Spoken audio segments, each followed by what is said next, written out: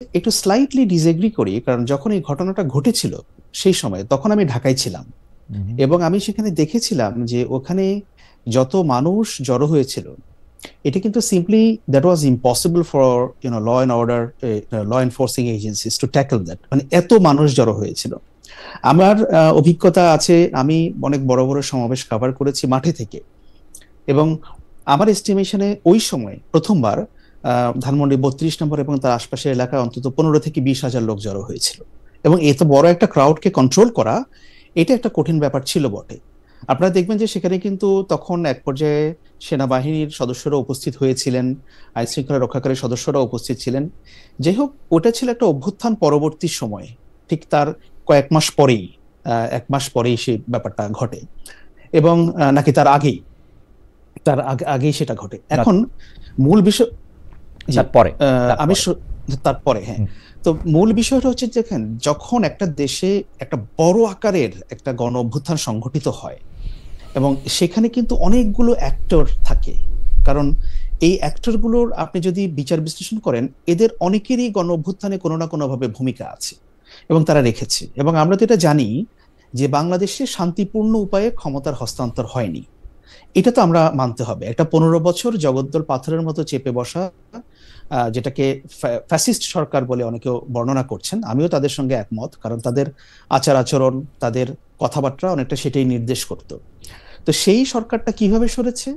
1500-1600 মানুষের রক্তের ভিতর দিয়ে তাদেরকে সরাতে হয়েছে। আপনি যদি এইসব গণ অভ্যুত্থানের এই হিস্ট্রিগুলো আমরা দেখি, আমাদের কাছে সাম্প্রতিক বছরগুলোতে গণ অভ্যুত্থানের সবচেয়ে বড় চিত্র আসে, যেটা আমরা দেখি যে আরব স্প্রিং এর কথা আমরা যেটা দেখি, বিশেষ করে যখন তিউনিসিয়া এবং মিশরে হোসনে মোবারকের পতনের মধ্য দিয়ে। এরপরে তো আরো অনেক জায়গায় হয়েছে। এই বড় আকারের গণ অভ্যুত্থান যখন হয়, তখন সোসাইটিতে একটা অস্থিরতা থাকে, একটা প্রতিশোধ, একটা ভেঞ্জেন্সের একটা ব্যাপার কিন্তু তৈরি হয়ে যায়। কারণ গত 16 বছর ধরে বহু মানুষ নানাভাবে নানা দিক থেকে ক্ষতিগ্রস্ত হয়েছে, তাদের একটা সম্মিলিত ক্ষোভ একটার উপরে এসে তৈরি হয়। এবং আপনি জানেন যে তখন বাংলাদেশের আইন শৃঙ্খলা রক্ষাকারী বাহিনী কিন্তু সেই অবস্থায় প্রিপেয়ার্ড ছিল না। বাংলাদেশের পুলিশ ফোর্স কার্যত ডিসঅ্যাপিয়ার্ড হয়ে গিয়েছিল এই 5ই আগস্টের পরে। তাদেরকে কাজে ব্যাক করানো, কনফিডেন্স আনা, সেটা একটা বড় ধরনের কাজ ছিল। আপনি দেখতে পাচ্ছেন যে সেনাবাহিনীকে পরবর্তীতে সরকার ম্যাজিস্ট্রেসি পাওয়ার দিয়েছে। এখন এই সরকার যেহেতু 1 বছর অলরেডি অতিক্রান্ত করেছে, সো প্রশাসনে বলুন বা পুলিশে বলুন, যে জায়গাগুলো রাষ্ট্রের কাঠামোকে সাপোর্ট করে, সেই জায়গাটা একটা মোটামুটি একটা স্থিতিশীলতা এসেছে বলে আমার মনে হচ্ছে। সো প্রথম যেটা পারেনি, জি। ওইটা যে একেবারে অনীহার কারণে পারেনি, ব্যাপারটা কিন্তু আমি ওইভাবেও দেখছি না। আর এখানে যে অবস্থার পরিবর্তন হয়েছে, ব্যাপারটা আমি সেভাবেও দেখছি না।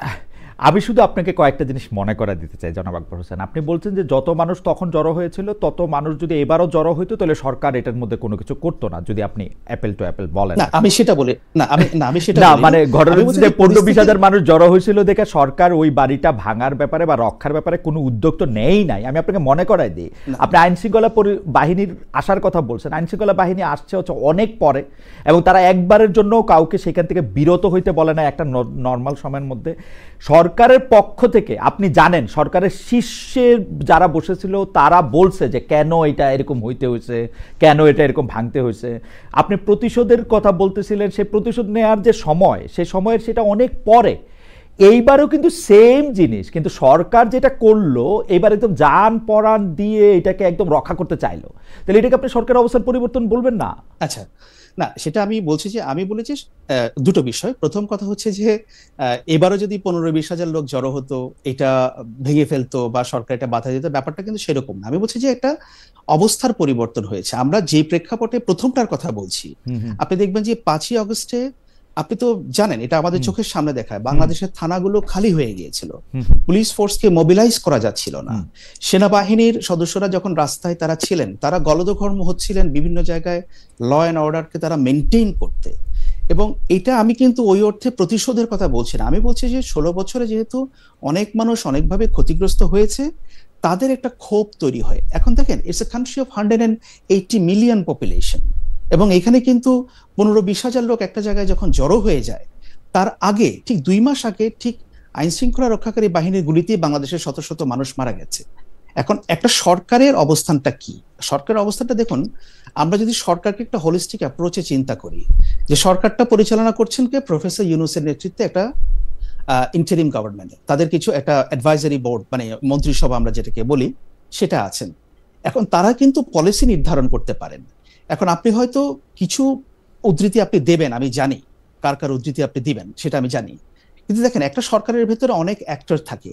কেউ যখন একটা কথা সেটা বলে, সেটা কিন্তু ফুললি সেই গভর্নমেন্টের যে এন্ডোর্সমেন্ট, যদি সরকারের মুখপাত্র হিসেবে যদি বলে, না, সরকারের মুখপাত্র যদি বলেন যে তিনি হয়তো তার কোন একটা বিবেচনা থেকে বলেছেন, এখন সেটার কোন অর্থে তিনি বলেছেন, মানে আমি আমার ব্যাখ্যাটা দিলাম আর কি, কিন্তু আমি বলছি যে ধরুন একটা সরকার, এটা তো একটা বাংলাদেশের মতো দেশে ইটস এ হিউজ একটা ব্যাপার না। আপনি দেখবেন যে অনেক সময় আমরা দেখি যে সরকারের ভেতরেও হয়তো ব্যাখ্যার দিক থেকে বা দৃষ্টিভঙ্গির দিক থেকে বা উপস্থাপনার দিক থেকে কথা হয়তো একই, কিন্তু উপস্থাপনার ব্যাপারটা হয়তো ভিন্ন হতে পারে, হয়তো ব্যাপারগুলো ওভাবে এসেছে। আমার মনে যে আকবর হোসেন, আপনি খুবই সুন্দর করে বলছেন, আপনি এখন সরকারের মধ্যে আসেন, আপনার মানে মানে চমৎকার করে বলছেন, কিন্তু আমার কাছে মনে হচ্ছে যে সরকার এখানে একটা অবস্থা পরিবর্তন করছে, এবং কি জন্য এই অবস্থা পরিবর্তন করলো, আমি আপনাকে 2-3টা জিনিস শুধু আপনাকে মনে করায় দেখে। এটা নভেম্বরের 17 তারিখে একবার ভাঙতে চেষ্টা করা হয়েছে, আমি এইমাত্র আবার একটু দেখলাম যে এটা ফেব্রুয়ারির শুরুর সপ্তাহ এটা আবার ইচ্ছা করে ভাঙা হয়েছে, সরকারের কোনো এটারে মাথা ব্যথা ছিল না। এখন সেইটা ভাঙা হবে, সরকার একদম যান জীবন দিয়ে গুলি করে প্রায় লোকজনকে আহত করে সেটাকে আবার ঠেকালো, আমি এটা ঠিক বুঝতে পারিনি। তবু আপনি আপনার ব্যাখ্যা দিয়েছেন, আপনাকে ধন্যবাদ। আমি একটু আমাদের সাথে জনাব খালেদ সাইফুল্লাহ আছেন, খালেদ সাইফুল্লাহর কাছে একটু জানতে চাইব। জনাব খালেদ সাইফুল্লাহ, এই যে ধরেন যে জনাব আকবর হোসেন কিন্তু খুব সুন্দর করে প্রেক্ষাপট বা পটভূমিটা ব্যাখ্যা করেছেন যে জুলাই আগস্ট মাসে এরকম রক্তক্ষয়ী একটা গণ অভ্যুত্থানের মধ্যে দিয়ে যে সরকারকে আসলে পালিয়ে যেতে হয়েছিল, সেই সরকারের প্রতি মানুষের ক্ষোভ থাকবে, সেই সরকারের অন্য অনেক কিছুর প্রতি মানুষের মানে জিঘাংসাও থাকতে পারে। কিন্তু এই যে 32 নম্বর ভাঙা, সোহরাওয়ার্দী উদ্যানে গিয়ে মুরাল ভাঙা, এগুলির কিন্তু আবার একটা অন্য কনোটেশনও আছে। এনসিপির অবস্থানটা আসলে কি, মানে আপনার কাছে জানতে চাইছি, কারণ আপনি তো দলটির নীতি ও গবেষণা শাখার প্রধান। আপনারা কি এইটিকে সাপোর্ট করেন, যে আপনি মনে করেন যে হ্যাঁ এটি ঠিকই আছে? আমি কোনো ধরনের জাজমেন্টে চাইতেছি না, আমি আপনাদের অবস্থানটাই শুনতে চাইতেছি যে আপনারা আসলে এটাকে সাপোর্ট করেন কিনা, বা আপনারা ভাঙতে গেছিলেন কিনা। আমি যখন ধানমন্ডি 32 যে রাতে ভাঙা হয়, তখন জাতীয় নাগরিক পার্টি ছিল না, তখন ছিল জাতীয় নাগরিক কমিটি, প্রিকারসর ইনস্টিটিউশন ছিল। জাতীয় নাগরিক পার্টি গঠিত হয় ফেব্রুয়ারি 28 তারিখে। জাতীয় নাগরিক পার্টি এই ধানমন্ডি 32-এ এখন যে ভাঙার জন্য অনেকে গিয়েছিল ওইদিকে, এই কোন ধরনের এরকম একটা পরিস্থিতি সৃষ্টি হওয়া যেখানে মানুষ নিজের আইনটা নিজের হাতে নিয়ে নিচ্ছে মাস স্কেলে, যেখানে পাবলিক অর্ডারের একটা ডিস্টারবেন্স হবে, এরকম একটা কোনো কিছু জাতীয় নাগরিক পার্টি এনসিপি প্রমোট করে না। বাট আকবর ভাই এখানে ইম্পর্টেন্ট কথা তুলেছেন। ধরেন আপনার আপরাইজিং এর, আপনি যদি if you look at the history, যে জায়গাগুলোতে আপনি অভ্যুত্থান দেখেন বা রেভলিউশন দেখেন, ইট ডাজন্ট স্টার্ট যে সকালবেলা 9টার সময় একটা বেল দিয়ে শুরু হলো আমার অভ্যুত্থান, তারপরে রাতের বেলা 10টায় ডিনার করে তারপর এটা শেষ হলো। কোর্স অফ ইভেন্টস অনেক সময় ওইখান থেকে আমাদের কাছে বলে দেয় বা দেখায় দেয় যে অভ্যুত্থান বা তার পরবর্তী যে ইনস্টেবিলিটি, এইটা কতদিন চলে বা ওই রেসটা কতদিন মানুষের মধ্যে থাকে। তো এটা একটা গুরুত্বপূর্ণ কনসিডারেশন যে অভ্যুত্থানে আমার 5 তারিখে ইভেন্টটা ওইটার মাধ্যমে শেষ হয়ে যায়নি, তারপরে গভর্নমেন্টের ল অ্যান্ড অর্ডারটা কন্ট্রোল নিতে সময় লেগেছে, এবং এই সময়টাতে বাংলাদেশের জনগণ নানা জায়গা থেকে নানাভাবে সাহায্য করেছে। কিছু এলিমেন্ট ছিল যারা ওই সময়টাতে ল অ্যান্ড অর্ডার সিচুয়েশনটাকে ইমপ্রুভমেন্টে তাদের অ্যাকশনস গুলো সাহায্য করে নাই।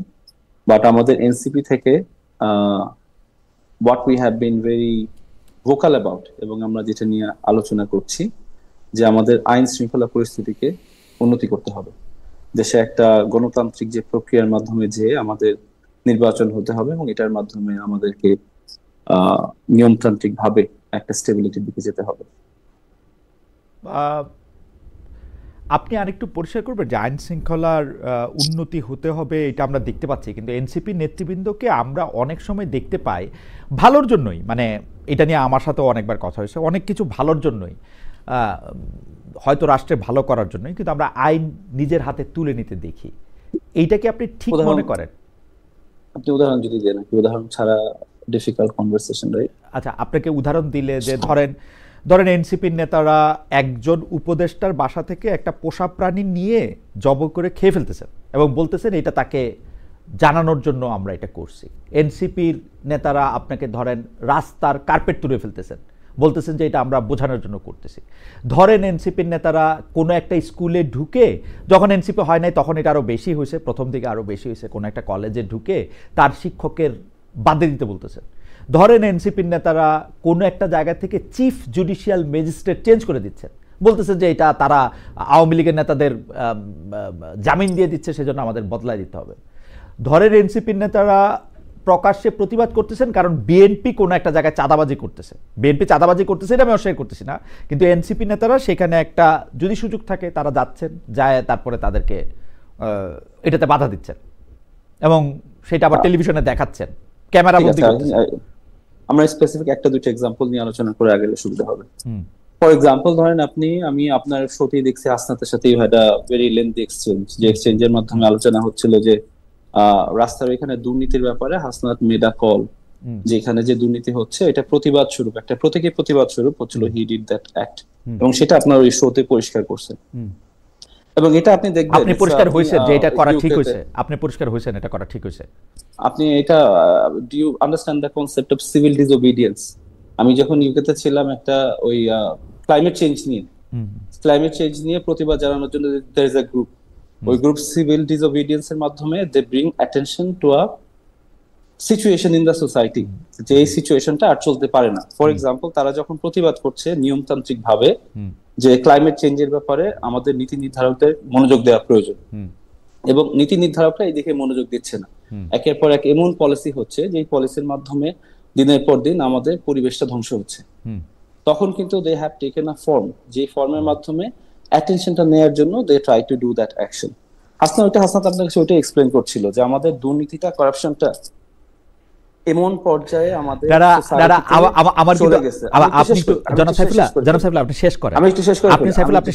সিভিল ডিসঅবিডিয়েন্সের একটা কথা বলছেন, তো আপনি মনে করেন যে, মানে আমার প্রশ্ন সরল, আপনারা বিপ্লব করছেন, বিপ্লব করবেন, বিপ্লব দিয়ে আপনারা বাংলাদেশটাকে ঠিক মতো করতে চাইছেন, আমার প্রশ্ন সরল, আপনি কি মনে করেন যে এটা ঠিক ছিল?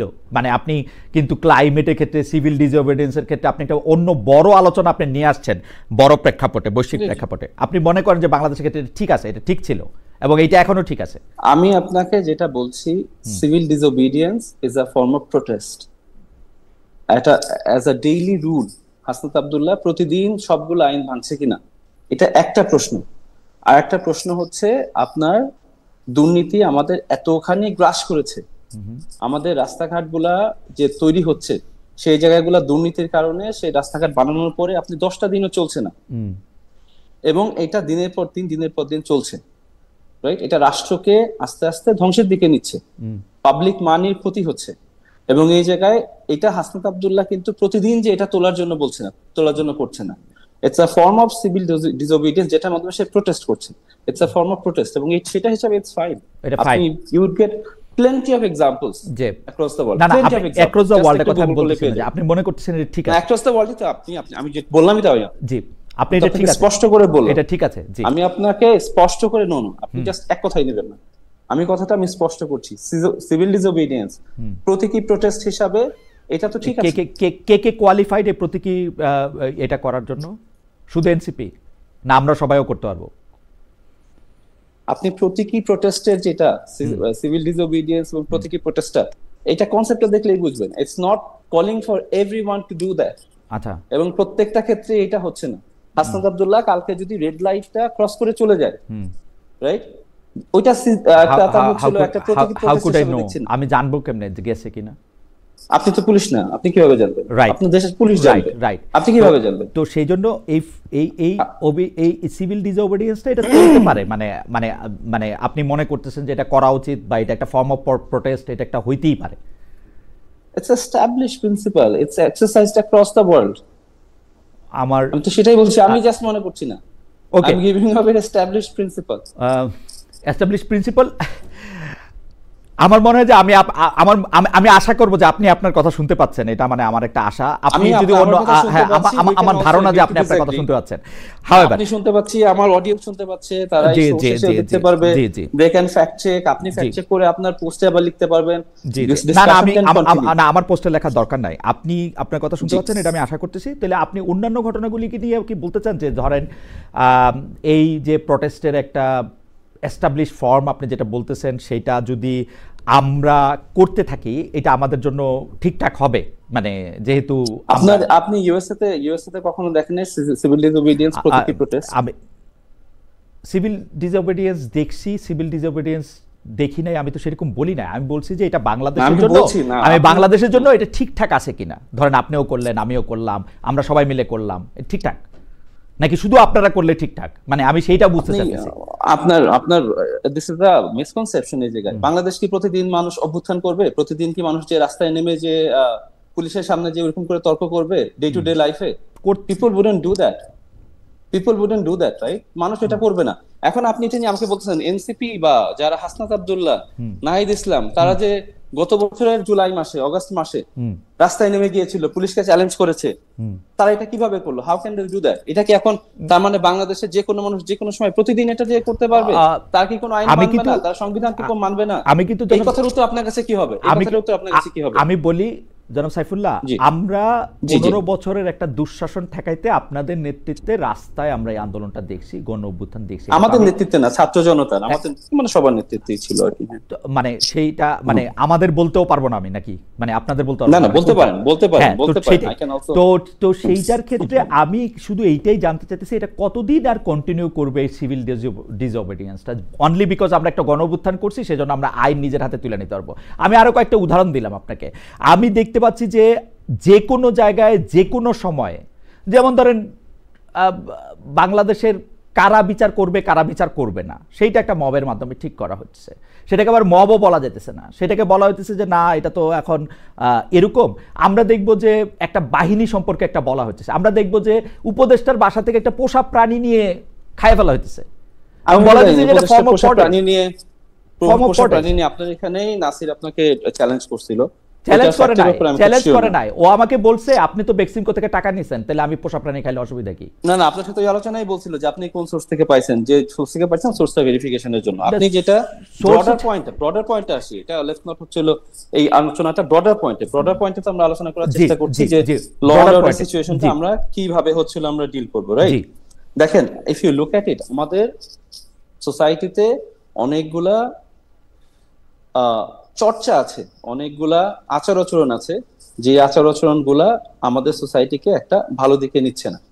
এখন এই জায়গায় আপনি এই জন্য দেখেন বিভিন্ন সময় আপনি যেটা দেখছেন এটাকে সিমটমটা হচ্ছে যে আপনার বিভিন্ন ধরনের অন্যায় আছে, অন্যায়ের আমরা কিভাবে প্রতিবাদ করব, অন্যায়টা আমরা কিভাবে সমাধান করার চেষ্টা করবো। You also look at the intention there, এবং সেটার উপরে ভিত্তি করে আপনি চেষ্টা করছেন অ্যাটেনশনটা ড্র করার জন্য। এইখানে এই অন্যায়টা আমাদের থামাতে হবে। আপনি হাসনাত আব্দুল্লাহ যখন ওই ইভেন্টটা আপনি দেখছেন যে ওইখান থেকে রাস্তায় হচ্ছিল সুরকি তুলে ফেলার, ওইখানে is he doing that every day? সে প্রতিদিন এটা করছে না, ওইটাতে অ্যাটেনশন আসছে, that problem has been solved. কিন্তু আমাদের কিন্তু বাংলাদেশে আরো অন্য জায়গায় এই প্রবলেমটা চলতেই আছে, রাইট? আমাদেরকে সবাইকে একসাথে করে মিডিয়ার কাজ করতে হবে। It's also failure of media, it's a failure of politicians. আমাদের যারা সাধারণ নাগরিক আছি আমরা প্রতিদিন এই জিনিসটাতে এনাফ হচ্ছিল, আমরা অ্যাটেনশনটা নিয়ে আসছি না। এই জন্য মাঝে মাঝে বিভিন্ন ক্ষেত্রে আমাদেরকে অ্যাটেনশন নিয়ে আসতে হয় about the problems that we see, social else যে জিনিসগুলো দেখছি সেই জিনিসগুলোকে অ্যাটেনশন নিয়ে আসা, সমাধান করার চেষ্টা করা। আমরা কিন্তু প্রতিবাদ বন্ধ করে দেওয়া চলবে না। প্রতিবাদ মাঝে মাঝে অভিনব কায়দায় হবে, যেটা আপনার অ্যাটেনশনটা এখানে নিয়ে আসতে পারে, মাঝে মাঝে ওইভাবে হবে না। ঠিক আছে, আমরা আপনাকে ধন্যবাদ দিই। আমরা একটু আবার যাই জনাব আকবর হোসেন আপনার কাছে। জনাব আকবর হোসেন, আন্তর্জাতিক মানবাধিকার সংগঠনগুলি মানে বেশিরভাগ ক্ষেত্রেই মৃত্যুদণ্ডের বিপক্ষে, কিন্তু সেইটার জন্য তারা একটা বাংলাদেশ আইনে যেহেতু মৃত্যুদণ্ড আছে তারা সেটার বিপক্ষে কথা বলবে, এটা অনেকটা স্বাভাবিক। কিন্তু আপনি দেখেছেন যে আন্তর্জাতিক মানবাধিকার সংস্থাগুলোর কোনোটি বা অনেকেই, আমি যদি অনেকগুলাই যদি আমি বলি, যে বিচার এবং রায়ের স্বচ্ছতা নিয়ে প্রশ্ন তুলেছেন। এখন আপনি কি এই বিচার প্রক্রিয়া এবং রায়ের স্বচ্ছতা বিষয়ে কোনো ঝামেলা দেখেন না? মানে আপনি মনে করেন যে এটা ঠিকই আছে, এটা ইন্টারন্যাশনাল স্ট্যান্ডার্ডে এটা পাস করে? হ্যাঁ, আমি আসলে লিগ্যাল এক্সপার্ট নই। এটা আসলে যে আইনগত ব্যাপারটা, ওটা নিয়ে আমি হয়তো অত খুঁটিনাটি বলতে পারবো না। বাট আমার কাছে যেটা, আমি অবজারভেশন গুলো বলতে পারবো, যে যখন এই ট্রাইব্যুনালে এই বিচার কাজগুলো শুরু হয়, দেখুন এখানে দুটো বিষয়। প্রথম কথা হচ্ছে যে আপনি বলছেন বাংলাদেশে মৃত্যুদণ্ড আছে সর্বোচ্চ শাস্তি হিসাবে, এটা বাংলাদেশের ল। সুতরাং আদালত কোন ধরনের রায় দিবে সেটা আদালতের এখতিয়ার। আদালত যেটা মনে করেছে, আদালত সেই রায়টুকু তারা দিয়েছেন। এটা হচ্ছে প্রথম বিষয়। দ্বিতীয় বিষয় হচ্ছে যে ইন্টারন্যাশনাল হিউম্যান রাইটস অর্গানাইজেশন যারা আছে, তারা কিছু প্রশ্ন তুলেছে বলে আপনি বলছেন। ইন্টারন্যাশনাল হিউম্যান রাইটস অর্গানাইজেশন গুলো তারা সেই প্রশ্ন কে কিভাবে তুলেছে আমি কয়েকটা দেখেছি।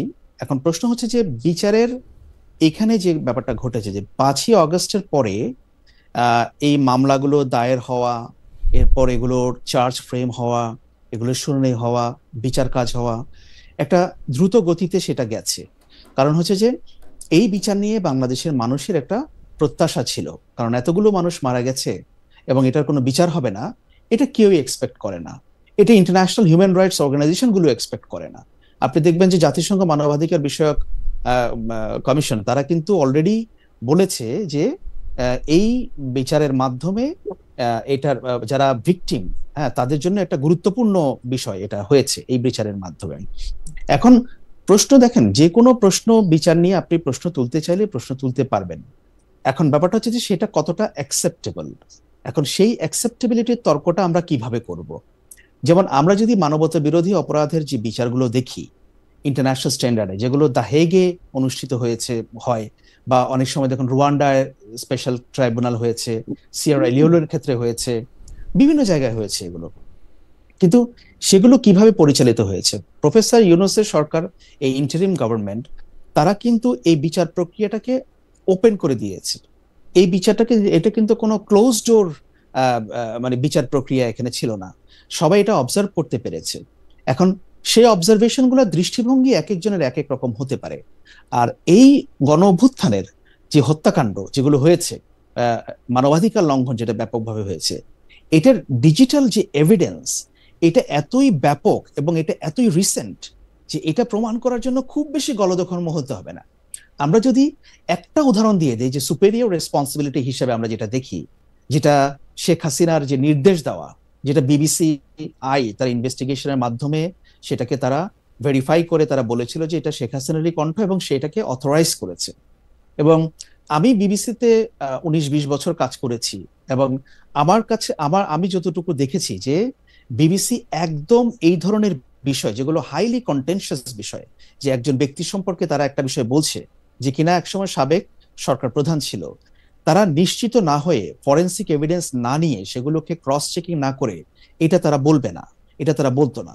এবং এই বিচার 5ই অগস্টে কি ঘটে গেছে সেটা কিন্তু ইউএন এর যে হিউম্যান রাইটস কাউন্সিলের রিপোর্টেও সেটা আছে।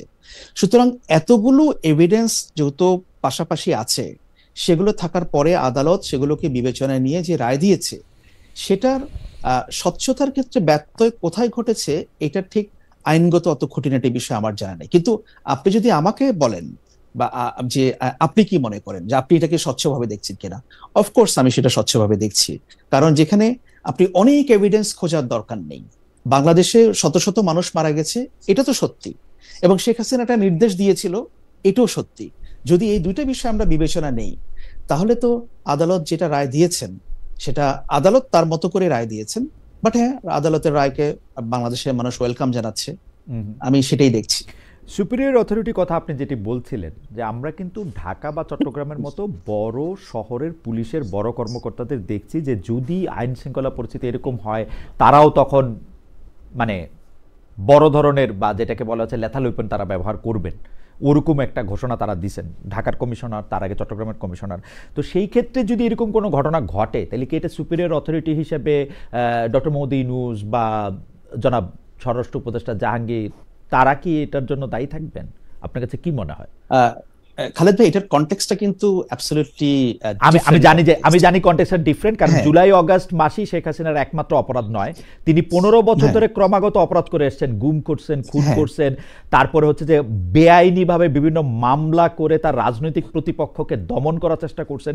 এটা কিন্তু তার একক বা এক মাস অপরাধ না। আমার শুধু প্রশ্ন, এই ক্ষেত্রে সুপিরিয়র যে রেসপন্সিবিলিটি, সেই সুপিরিয়র রেসপন্সিবিলিটি এই সুপেরিয়র রেসপন্সিবিলিটির ব্যাপারটা তখনই আসে, সরকার প্রধান হলেই যে আপনার উপর সুপেরিয়র রেসপন্সিবিলিটি চলে আসবে ব্যাপারটা তা না। কিন্তু এই কিলিং গুলোকে আপনি অথরাইজ করছেন কিনা, আপনি কি সেটা অথরাইজ করছেন? আমরা শেখ হাসিনাকে কি শুনেছি বলতে যে হ্যাঁ হেলিকপ্টার থেকে গুলি করো, এইটা করো, হ্যাঁ ওইখান থেকে সরিয়ে দাও। আপনি যখন কিলিং কে অথরাইজ করছেন সেটা তখন সুপেরিয়র রেসপন্সিবিলিটির ভেতরে পড়বে।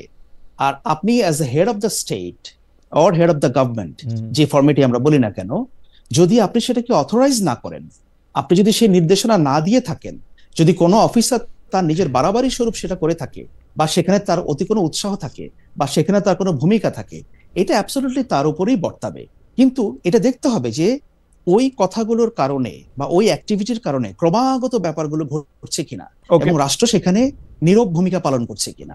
That it comes to superior responsibility. আমরা তো এখনো ডক্টর মোহাম্মদ ইউনূসের ফোন শুনি নাই। এটা তো হইতে পারে যে ডক্টর মোহাম্মদ ইউনূস যখন চলে যাবেন তখন কোনো একটা ফোন তার আবিষ্কার হবে, যেটার মধ্যে থেকে হচ্ছে যে আমরা তো এখন ডক্টর মোহাম্মদ ইউনূসের ফোনে আমাদের এখন অ্যাক্সেস নাই। এখন যেমন শেখ হাসিনার ফোনে আমাদের অ্যাক্সেস আছে, ডক্টর মোহাম্মদ ইউনূসের ফোনে তো অ্যাক্সেস নাই। আমি শুধু আমার কেসটা আপনার কাছে রাখার জন্যই করতেছি, যে আপনি যে বললেন এন্ডোর্স করতেছি আমরা জানবো না। হ্যাঁ আমি বলি খালেদ ভাই, এখানে দুটো বিষয়, একটা হচ্ছে কি হইলে কি হইতে পারতো, এটা হচ্ছে একটা বিষয়, আমরা সেদিকে না যাই। ওকে। আর দ্বিতীয় কথা হচ্ছে যে আমরা যখন পলিটিক্যাল অ্যানালিসিস করি সেখানে কিন্তু কিছু অ্যানেকডোটাল এভিডেন্স কে আমরা বিবেচনায় নেই। আপনি হয়তো এটা সরাসরি এভিডেন্স না, বা আইনের ক্ষেত্রেও কিন্তু এটা হয়, খালেদ সাইফুল্লাহ আরো ভালো ব্যাখ্যা করতে পারবেন, কিছু অ্যানেকডোটাল এভিডেন্স বলা হয় যে আপনি ডট গুলোকে কানেক্ট করবেন, যে আপনি এই কাজ করেছেন, এই কাজ করেছেন, এই কাজ করেছেন, সো এই তিনটা কাজের কারণে আপনার এই কাজটা হয়েছে। সরাসরি আপনি ওই কাজটা করেননি, আপনি ওই তিনটা কাজ চারপাশে করেছেন বলে আপনার 4 নম্বর কাজটা ঘটেছে।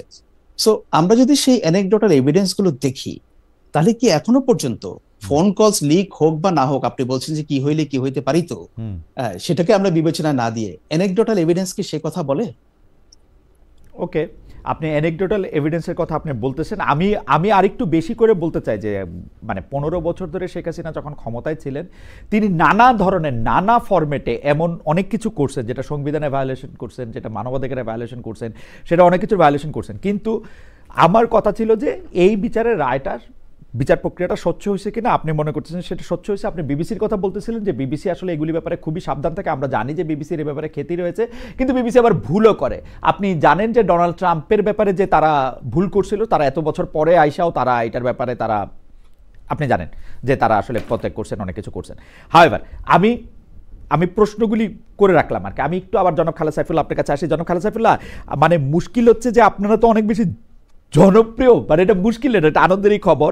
মানে আপনাদেরকে কোনো প্রশ্ন করলে এটা হচ্ছে যে খুবই অনলাইনে খুবই গালাগালির বন্যায় ভেসে যেতে হয় আর কি। কিন্তু সেটা হলো যে আমি আবারও আপনাদের বলি যে মানে আমি আমার কোনো পার্সোনাল এজেন্ডা নাই, কিন্তু যেটা আমি বুঝতে চাই সেটা আমাকে একটু যদি বলবেন যে এনসিপির যে রাজনীতি, সেই রাজনীতির মূল সুরটা কি আমাদের কাছে এখন পরিষ্কার কিনা। যেমন কয়েকদিন আগে আমরা শুনতে পাইলাম যে এনসিপি আসলে বিএনপির সাথে একটা জোট করার একটা চেষ্টা করতেছে, এবং সেটা কে বলল? এনসিপির ভিতরে লোক, আপনাদের খুব কাছাকাছির লোক, যারে মানে যে ছাত্র বৈষম্য বিরোধী ছাত্র আন্দোলনে আপনাদের খুব প্রথম সারিতে ছিল জনাব আব্দুল কাদের। আমরা রিফাত রশিদকে শুনলাম যে সেটা বলতে। আপনিও কিছুক্ষণ আগে বললেন যে আপনি কোট করতে। রিফাত রশিদ সাহেব কিন্তু ওই এর আগেও আরেকটা কথা বলছেন, যেটার হচ্ছে উপদেষ্টার পোষা প্রাণী নিয়ে যে কথা আমি বলতেছিলাম। যাই হোক, আমি বলতে চাই যে এনসিপির এই অবস্থানটা আমরা শুনতেই এখন আবার শুনতেছি যে এনসিপির সাথে জামায়াতে ইসলামের একটা প্যাক্ট হইতে পারে, এবং সেই ব্যাপারেও একটা ভালো চেষ্টা করা হইতেছে। আপনাকে একটু বলবেন যে আসলে মানে প্যাক্ট যার সঙ্গেই হোক, কিছু কিছু বিষয়ে আপনাদের অবস্থানটাকে একটু পরিষ্কার করবেন, যেটা হচ্ছে আপনারা কি ধরনের সরকার করবেন, এই নারীদের চলন বলন, পোশাক, পেশাগত জীবন নিয়ে জামায়াত, বিএনপি, খেলাফত মজলিস যেমন যার যার অবস্থান পরিষ্কার করতেছে, আপনারা এই ব্যাপারে পরিষ্কার বলবেন কিনা? ঢাকায় যে আহমদিয়া বিরোধী একটা বড় সমাবেশ হয়েছে, এসব নিয়ে আপনারা কিছু ভেবেছেন কিনা? এই ডক্টর ইউনূস সরকার যে প্রাথমিক বিদ্যালয়ে সঙ্গীত শিক্ষক নিয়োগ দিতে চাইছিল, সেটা বাতিলে আপনারা খুশি হয়েছেন কিনা? মানে এগুলির ব্যাপারে আপনারা একটু, ডক্টর ইউনূস সরকার যে আবার একটা বিদেশি প্রতিষ্ঠানকে বন্দর পরিচালনার দায়িত্ব দিতে চাচ্ছেন, এইগুলির ব্যাপারে আপনাদের অবস্থানটা কি আসলে, এটা যদি একটু বলতেন, মানে সার্বিকভাবে আপনাদের রাজনীতিটা একটু বোঝার জন্য যে আপনারা আসলে কোন দিকে আছেন। জনাব খালেদ সাইফুল্লাহ। খালেদ ভাই, আপনি প্রশ্ন এতগুলা একবারে দেন, এটা আমার হিউম্যানলি আমার পক্ষে পসিবল না সবগুলা করে। আমি একটা করে আসি, আমি জাস্ট আমি উদাহরণ না দিয়ে আমি আই গট আপনি আবার এই কথা বললে মনে হয় যে আমি মানে প্রশ্নটা মানে আপনি না না না, ইটস গুড ঠিক আছে, ইটস গুড। আমি এইগুলো বলছি, আমি একটু এই আমরা বললেন না অনেকে, আমি জাস্ট আগের ধরে খুব কুইকলি ড্রয়িং আ কনক্লুশন। আমাদেরকে অনেকে বলে যে বিকজ আমাদের মধ্যে অনেকে অনেক পপুলার, এই জন্য একটু বেশি রেসপন্সিবলি আচরণ করা লাগবে। I completely agree with that. এবং ওই জায়গা থেকেই আমি সিম্বলিক প্রোটেস্টের কথা বলছিলাম। অ্যাজ লং অ্যাজ আপনি সিম্বলিক প্রোটেস্ট করছেন, যেটার মাধ্যমে অন্য ক্ষতি করছে না বা অন্যর হার্ম হওয়ার সম্ভাবনা কম, ইন্টেনশনটা ইজ রাইট, এই জিনিসগুলো সাধারণত লার্জলি কোর্ট থেকেও হচ্ছে ডেমোক্রেটিক প্রোটেস্টের মধ্যে ধরে। সেকেন্ড হচ্ছে ওই রায় নিয়ে আলোচনা করছিলেন, আমি জাস্ট একটু সময় নিব এটা নিয়ে আলোচনা করার জন্য। এবং এটা আমার আপনার এনসিপি কেমন রাজনীতি করে বা আইডেন্টিটিটার ক্ষেত্রেও একটা টাচ করবে। সেটা হচ্ছে আমাদের, আপনি জানবেন আমাদের এনসিপির একদম যখন শুরু হলো তখন থেকে আমরা তিনটা শব্দ বারবার বলছি যে আমাদের বিচার, সংস্কার এবং গণতান্ত্রিক উত্তরণ, যেটা এটা হচ্ছে আমাদের ইম্পর্টেন্ট একটা অ্যাসপেক্ট। গণতান্ত্রিক উত্তরণ মানে গণভোটের মাধ্যমে কনস্টিটিউয়েন্ট অ্যাসেম্বলি হবে, নতুন কনস্টিটিউশন হবে, তার মাধ্যমে আমরা আগাবো। আমরা সংস্কারের ব্যাপারে একটা জায়গায় আছে দেশ, হয়তো আমাদের এই শোতে পরে আলোচনা করলে এখানে আলোচনা আসতে পারে, একটা জায়গায় যাচ্ছে দেশ। হোপফুলি রাজনৈতিক দলগুলার শুভ বুদ্ধির উদয় হবে, এটার মধ্যে একটা সমাধানের দিকে আমরা যাব। বিচারের ক্ষেত্রে দৃশ্যমান কিছু ছিল না, আমরা যখন এই বিচারের রায় এসেছে আমরা এটাকে সাধুবাদ জানিয়েছি। আমরা আন্তর্জাতিক গণমাধ্যমগুলা যে বিভিন্ন কনসার্ন গুলা জানিয়েছে, তার মধ্যে দুইটা জিনিস ডিফারেন্সিয়েট করা গুরুত্বপূর্ণ। একটা হচ্ছে ডেথ পেনাল্টি। আমি ব্যক্তিগতভাবেও ডেথ পেনাল্টি অপোজ করি, একদম ব্যক্তিগতভাবে যদি বলি, বাট বাংলাদেশ রাষ্ট্রীয়ভাবে তো ডেথ পেনাল্টি আমাদের একটা প্রক্রিয়ার মধ্যে আছে আর কি।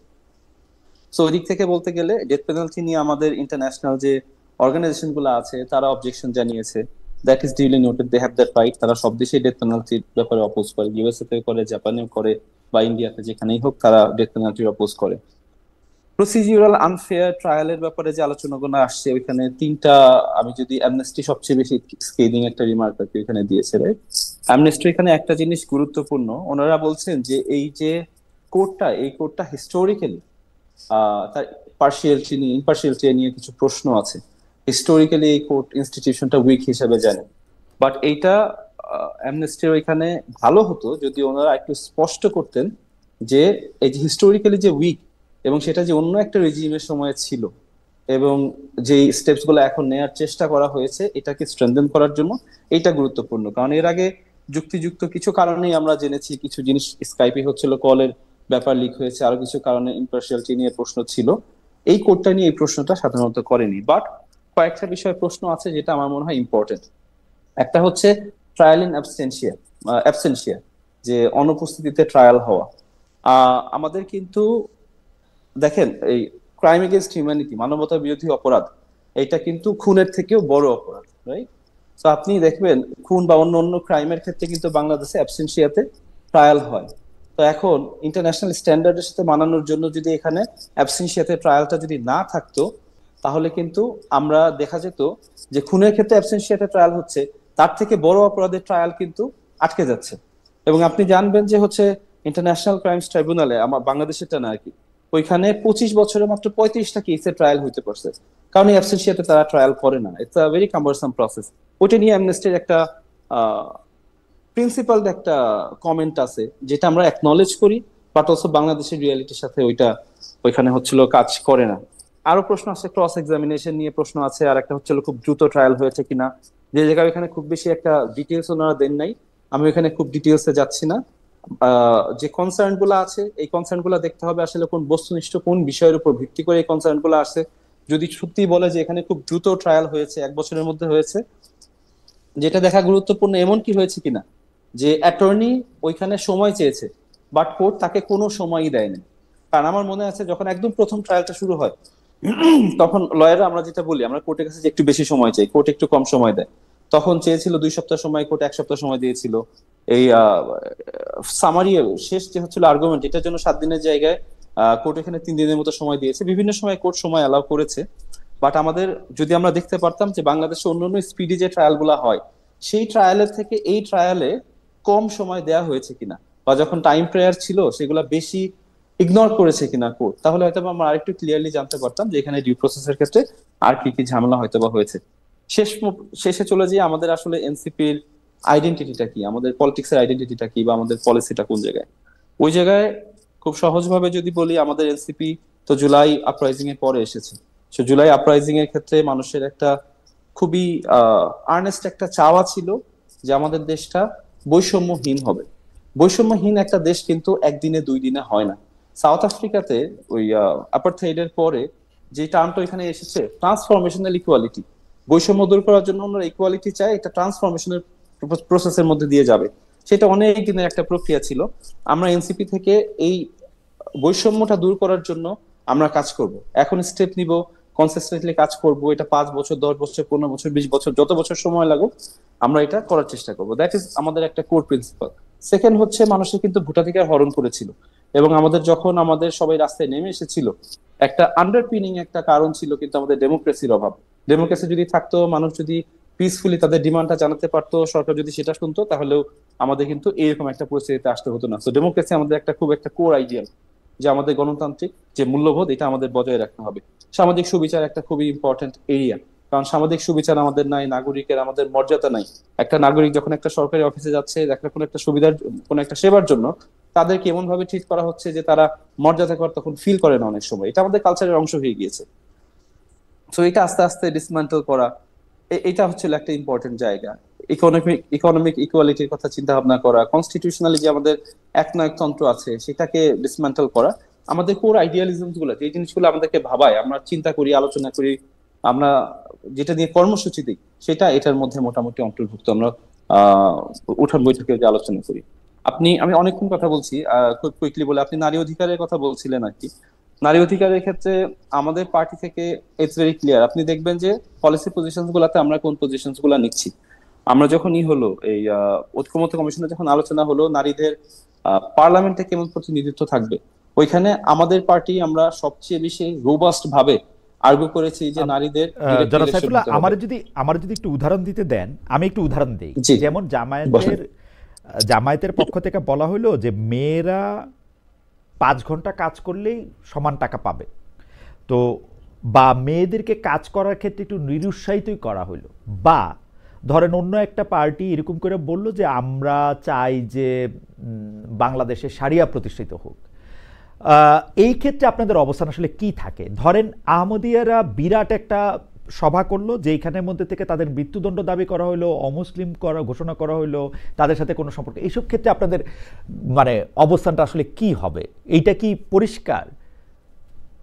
হ্যাঁ, এটা পরিষ্কার। ধরেন এটা দ্ব্যর্থহীন ভাবেই বলি, আমাদের নারীদেরকে যে 5 ঘন্টা ওয়ার্ক আওয়ার দেয়া হবে, এইটা এই যে এই প্রপোজালটা হয় চিন্তা ভাবনা করে করা হয়নি, অথবা যদি চিন্তা ভাবনা করে করা হয় তাহলে এইটার ইম্প্যাক্টটা যে সমাজের জন্য খারাপ হবে, সেই ইম্প্যাক্টটাকে ওনাদের উদ্দেশ্য, এটা অনেক ভাবার বিষয়। কারণ হচ্ছে আপনি যেটা বললেন, নারীদেরকে যদি কর্মঘন্টা 5 ঘন্টা হয়, এবং তার জন্য 5 ঘন্টার জন্য যদি প্রত্যেকটা বিজনেসকে 8 ঘন্টা বা 10 ঘন্টা স্যালারি দিতে হয়, ওই বিজনেস কেন নারীকে ওইখানে হায়ার করবে? সেখানে তো তারা চিপার কস্টে they can hire a man. অথবা যখন একজন, এবং নারীকে essentially they will be a part time worker, কারণ সে তো পুরুষের থেকে অর্ধেক সময়ের জন্য কাজ করছে, part time worker full time salary পাচ্ছে। তখন সরকারি অফিস এক ধরনের কথা, বেসরকারি অফিস যেটা আছে তাদের তো প্রফিটের মার্জিনটার কথা চিন্তা করতে হবে, উৎপাদন কষ্টের কথা চিন্তা করতে হবে। সো ধরেন কল সেন্টারে no matter how hard you work, you can't work, মানে আপনার আউটপুট তো তার থেকে বেশি হবে না। What I am trying to say is, এই প্রপোজাল গুলা যারা করে, মানে এনসিপি তো অ্যাবসলিউটলি কোনো প্রশ্নই আসে না। ওই দিনই আমাদের ক্ষেত্রে আমরা খুব স্পষ্ট ভাবে এই পলিসির যে প্রবলেমগুলো আমি লিখে তুলে ধরার চেষ্টা করেছি ওই জায়গায়। সো নারীদের ক্ষেত্রে, কর্মক্ষেত্রে আমাদের ক্ষেত্রে সমাধান যেটা, নারীরা যখন কর্মক্ষেত্রে আসছে, of course there are challenges, but challenges গুলা সমাধান কি হবে আমাদের সেটা নিয়ে ক্রিয়েটিভলি চিন্তা করতে হবে। এমন কোনো পলিসি আমরা গ্রহণ করতে পারবো না, এমন কোনো পলিসি আমরা প্রপোজ করবো না যে পলিসির কারণে ডিরেক্টলি বা ইনডিরেক্টলি নারীদের কর্মক্ষেত্রে অংশগ্রহণের ক্ষেত্রে বাধা হয়ে দাঁড়াতে পারে, নিরুৎসাহিত করতে পারে, বা এমপ্লয়ারের কাছ থেকে এমন একটা বায়াসেস আসতে পারে যে জন্য তাদের কর্মক্ষেত্রে সম্পৃক্ততা আস্তে আস্তে সংকুচিত হবে। ওকে, অন্য ধর্মীয় বা অন্য আদর্শের সংখ্যালঘুদের ক্ষেত্রে এনসিপির অবস্থানটা কি? আমি আহমদিয়াদের কথা যদি জানতে চাই, আমরা দেখেছি যে আসলে ধর্ম নিয়ে রাষ্ট্র শাসন করার একটা বড় জায়গা হচ্ছে আমরা তো সবাই একটা বিষয়ে কখনো একমত হইতে পারি না, মানে সারিয়াও তো আসলে এক একটা জায়গায় এক এক রকম। এই ক্ষেত্রে আসলে এনসিপির অবস্থানটা কি হইতে পারে বা কি? আমরা খুবই স্পষ্ট, আমাদের সকলের যে অধিকার, আমার অধিকার তো রক্ষা করতে হবে, আমার সবার অধিকার রক্ষা করতে হবে। আমার সংবিধান আমাদেরকে অধিকার দিয়েছে, সেই অধিকার আমি একটা পলিটিক্যাল পার্টি হিসাবে তাদের যে রাইটস গুলো আছে সেই রাইটস গুলো আমরা ওইখান থেকে নিজের ইচ্ছা মতো, because I might be a majority party, because হয়তো মেজরিটি কোনো একটা কিছু চাচ্ছে, আমি টিরানি অফ মেজরিটি তাদের উপরে চাপিয়ে দিব, এটা তো কোনো সমাধান হতে পারে না, এটা তো একটা রেসপন্সিবল পলিটিক্যাল আচরণ হতে পারে না। ওকে, সেই ক্ষেত্রে কি আপনারা এরকম ঘটনা যখন ঘটছে তখন কি আপনারা দল থেকে তার নিন্দা করতেছেন বা বাধা দিতেছেন, এরকম কি হইতেছে?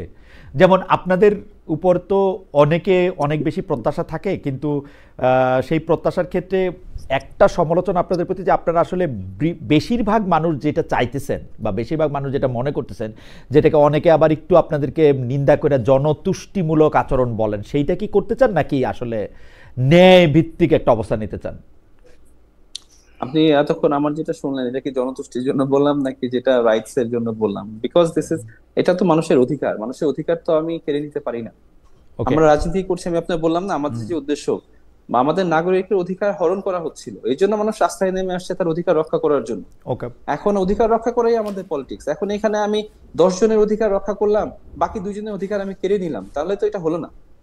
ওকে, আপনাকে ধন্যবাদ জনাব খালেদ সাইফুল্লাহ। আমি একটু জনাব আকবর হোসেনের কাছে আসতে চাই যে জনাব আকবর হোসেন, আমি 2-3 দিন আগে জনাব নুরুল কবির ভাইকে শুনতেছিলাম যে আমাদের শ্রদ্ধেয় সাংবাদিক বড় ভাই, উনি বলতেছেন যে উপদেষ্টা মাহফুজ আলম যিনি আছেন তাকে আসলে প্রধান উপদেষ্টার পক্ষ থেকে পদত্যাগ করতে বলা হয়েছিল, তাকে এখন একরকমভাবে কাজই দেওয়া হচ্ছে না, একটা 4 সদস্যের একটা বড় উপদেষ্টা কমিটি করা হয়েছে, তথ্য মন্ত্রণালয় কীভাবে চলবে। এর সবটা কারণ হচ্ছে যে উনি জামায়াতের বিপক্ষে একটা অবস্থান নিয়েছিলেন। আপনার কি এই বিষয়ে কিছু জানা আছে? মানে আপনিও কি এরকম ফিল করতেছেন যে তাকে আসলে জামায়াতের বিরুদ্ধে অবস্থান নেয়ার জন্য জনাব মাহফুজ আলমকে কর্নার করা হয়েছে? এর আগে এনসিপির যে প্রধান নেতা জনাব নাহিদ ইসলামও কিন্তু বলেছিলেন যে জনাব মাহফুজ আলমকে যখন আক্রমণের শিকার হতে হয়েছিল ইংল্যান্ডে এবং বাইরে, তিনি বলেছিলেন যে এই উপদেষ্টাদের কারণে তাকে আসলে সাংঘাতিক অবস্থা, তিনি মৃত্যুর কথাও বলেছিলেন, মৃত্যুর মুখে ঠেলে দেওয়া হচ্ছে। আপনি কি এই ব্যাপারটা নিয়ে আসলে কি বলবেন বা লক্ষ্য করছেন কিনা? তার আগে যদি আপনি একটু যদি আমার অনুমতি দেন, আমি দর্শকদের কাছে জানতে চেয়েছিলাম যে শেখ হাসিনার মৃত্যুদণ্ড রায় অতীতের প্রতিশোধ নয় বলছেন আইসিটির প্রধান কৌশলী তাজুল ইসলাম। প্রিয় দর্শক, এই মন্তব্য সমর্থন করেন কিনা? শতকরা 78% দর্শক এই মন্তব্য সমর্থন করছেন যে এটি প্রতিশোধ নয়। শতকরা 22% দর্শক এই মন্তব্য সমর্থন করেননি। 43,000 দর্শক এখানে ভোট দিয়েছেন। আমি জনাব আকবর হোসেন আপনার কাছে জানতে চাইছিলাম যে জনাব মাহফুজ আলমের সাথে জামায়াত সম্পৃক্ততার অভিযোগে তাকে কাজ দেওয়া হচ্ছে না, তাকে আসলে কাজের বাইরে রাখা হয়েছে, আপনি এরকম কিছু জানেন কিনা জামায়াতের বিপক্ষে অবস্থান নেওয়ার জন্য? আচ্ছা, একটা বিষয় হচ্ছে যে আমি আসলে তথ্য উপদেষ্টা মাহফুজ আলম সাহেবের আমি মুখপাত্র নই, সুতরাং আমি এটা আসলে ওনার পক্ষে আমি কিছু বলতেও পারবো না। কিন্তু ওনার এই আপনি যে পরিস্থিতিটার কথা বর্ণনা করলেন, এই ধরনের কোনো পরিস্থিতি আছে কিনা এটাও আমার জানা নেই, কারণ আমি যেহেতু আসলে একটু দূরে থাকি, সেন্টার থেকে দূরে, আমার যে কাজ, আমি আমার কাজের ক্ষেত্রে কোনো প্রতিবন্ধকতা বা কোনো কিছু আমি পাচ্ছি না। আমার কাজগুলো আমি করছি এবং আমার কাজগুলো যেহেতু তথ্য মন্ত্রণালয়ের সঙ্গেই বেশি হয়, সেক্ষেত্রে আমার কাজের ক্ষেত্রে যে অ্যাডমিনিস্ট্রেটিভ যে ব্যাপারগুলো আছে সেটা সেরকম কোনো প্রতিবন্ধকতা আমি পাচ্ছি না। কিন্তু আপনি যে চিত্রটার কথা তুলে ধরলেন, এই ধরনের কোনো কিছু আছে কিনা এটা আমার জানা নেই।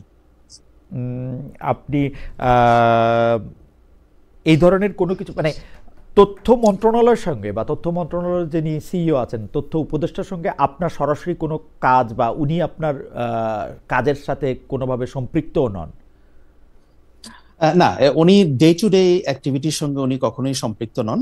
কারণ আমাদের যে কাজগুলো হয়ে থাকে বিদেশের বিভিন্ন মিশনগুলোতে, যেখানে প্রেস উইং আছে, অনেক মিশনেই আছে, বাট যেখানে আপনার রেগুলার সার্ভিসের বাইরে থেকে যাদেরকে নিয়োগ করা হয় চুক্তিভিত্তিক, যেমন দিল্লি, লন্ডন এবং ওয়াশিংটন। তো আমি আমার অন্য যারা সহকর্মী আছেন ওয়াশিংটনে এবং দিল্লিতে, আমি তাদের সঙ্গে I am regular in touch, এবং আমিও তাদের কাছ থেকে কখনো শুনিনি যে ওনারা কোনো প্রতিবন্ধকতার মুখে পড়ছেন বা তাদের কোনো অ্যাডমিনিস্ট্রেটিভ কোনো সমস্যা হচ্ছে। আর মিশনগুলোতে নর্মালি যেটা হয়, সাধারণত প্রেস উইংটা কিন্তু খুব সমন্বয় করে কাজ করে with the high commissioner and ambassador. কারণ ওইখানে যা কিছু ঘটছে সেই মিশনের কর্মকাণ্ড তুলে ধরা, সেখানকার অবস্থানটা কি হবে, মূলত প্রেস উইং এবং ফরেন মিনিস্ট্রির যে হাই কমিশনার বা অ্যাম্বাসেডর আছেন, ডিপ্লোম্যাটিক উইং, তাদের সঙ্গে কাজ করে। মানে নিয়োগটা হয়ে যাওয়ার পর তথ্য মন্ত্রণালয়ের সঙ্গে কোনো ডে টু ডে অ্যাক্টিভিটি কিংবা পলিসি ডিসিশনে তথ্য মন্ত্রণালয়ের সঙ্গে সেই রকম কোনো বড় ধরনের সম্পৃক্ততা থাকে না। হ্যাঁ, যদি বাজেটের প্রসঙ্গ আসে, যে কাজটা আমরা করতে চাই এটার জন্য বাজেটের প্রয়োজন আছে, তো সেটা তো সেভাবে বাজেট অ্যানুয়ালি দেওয়া হয়, সেভাবে করা যায়, কিন্তু it's not an everyday affair.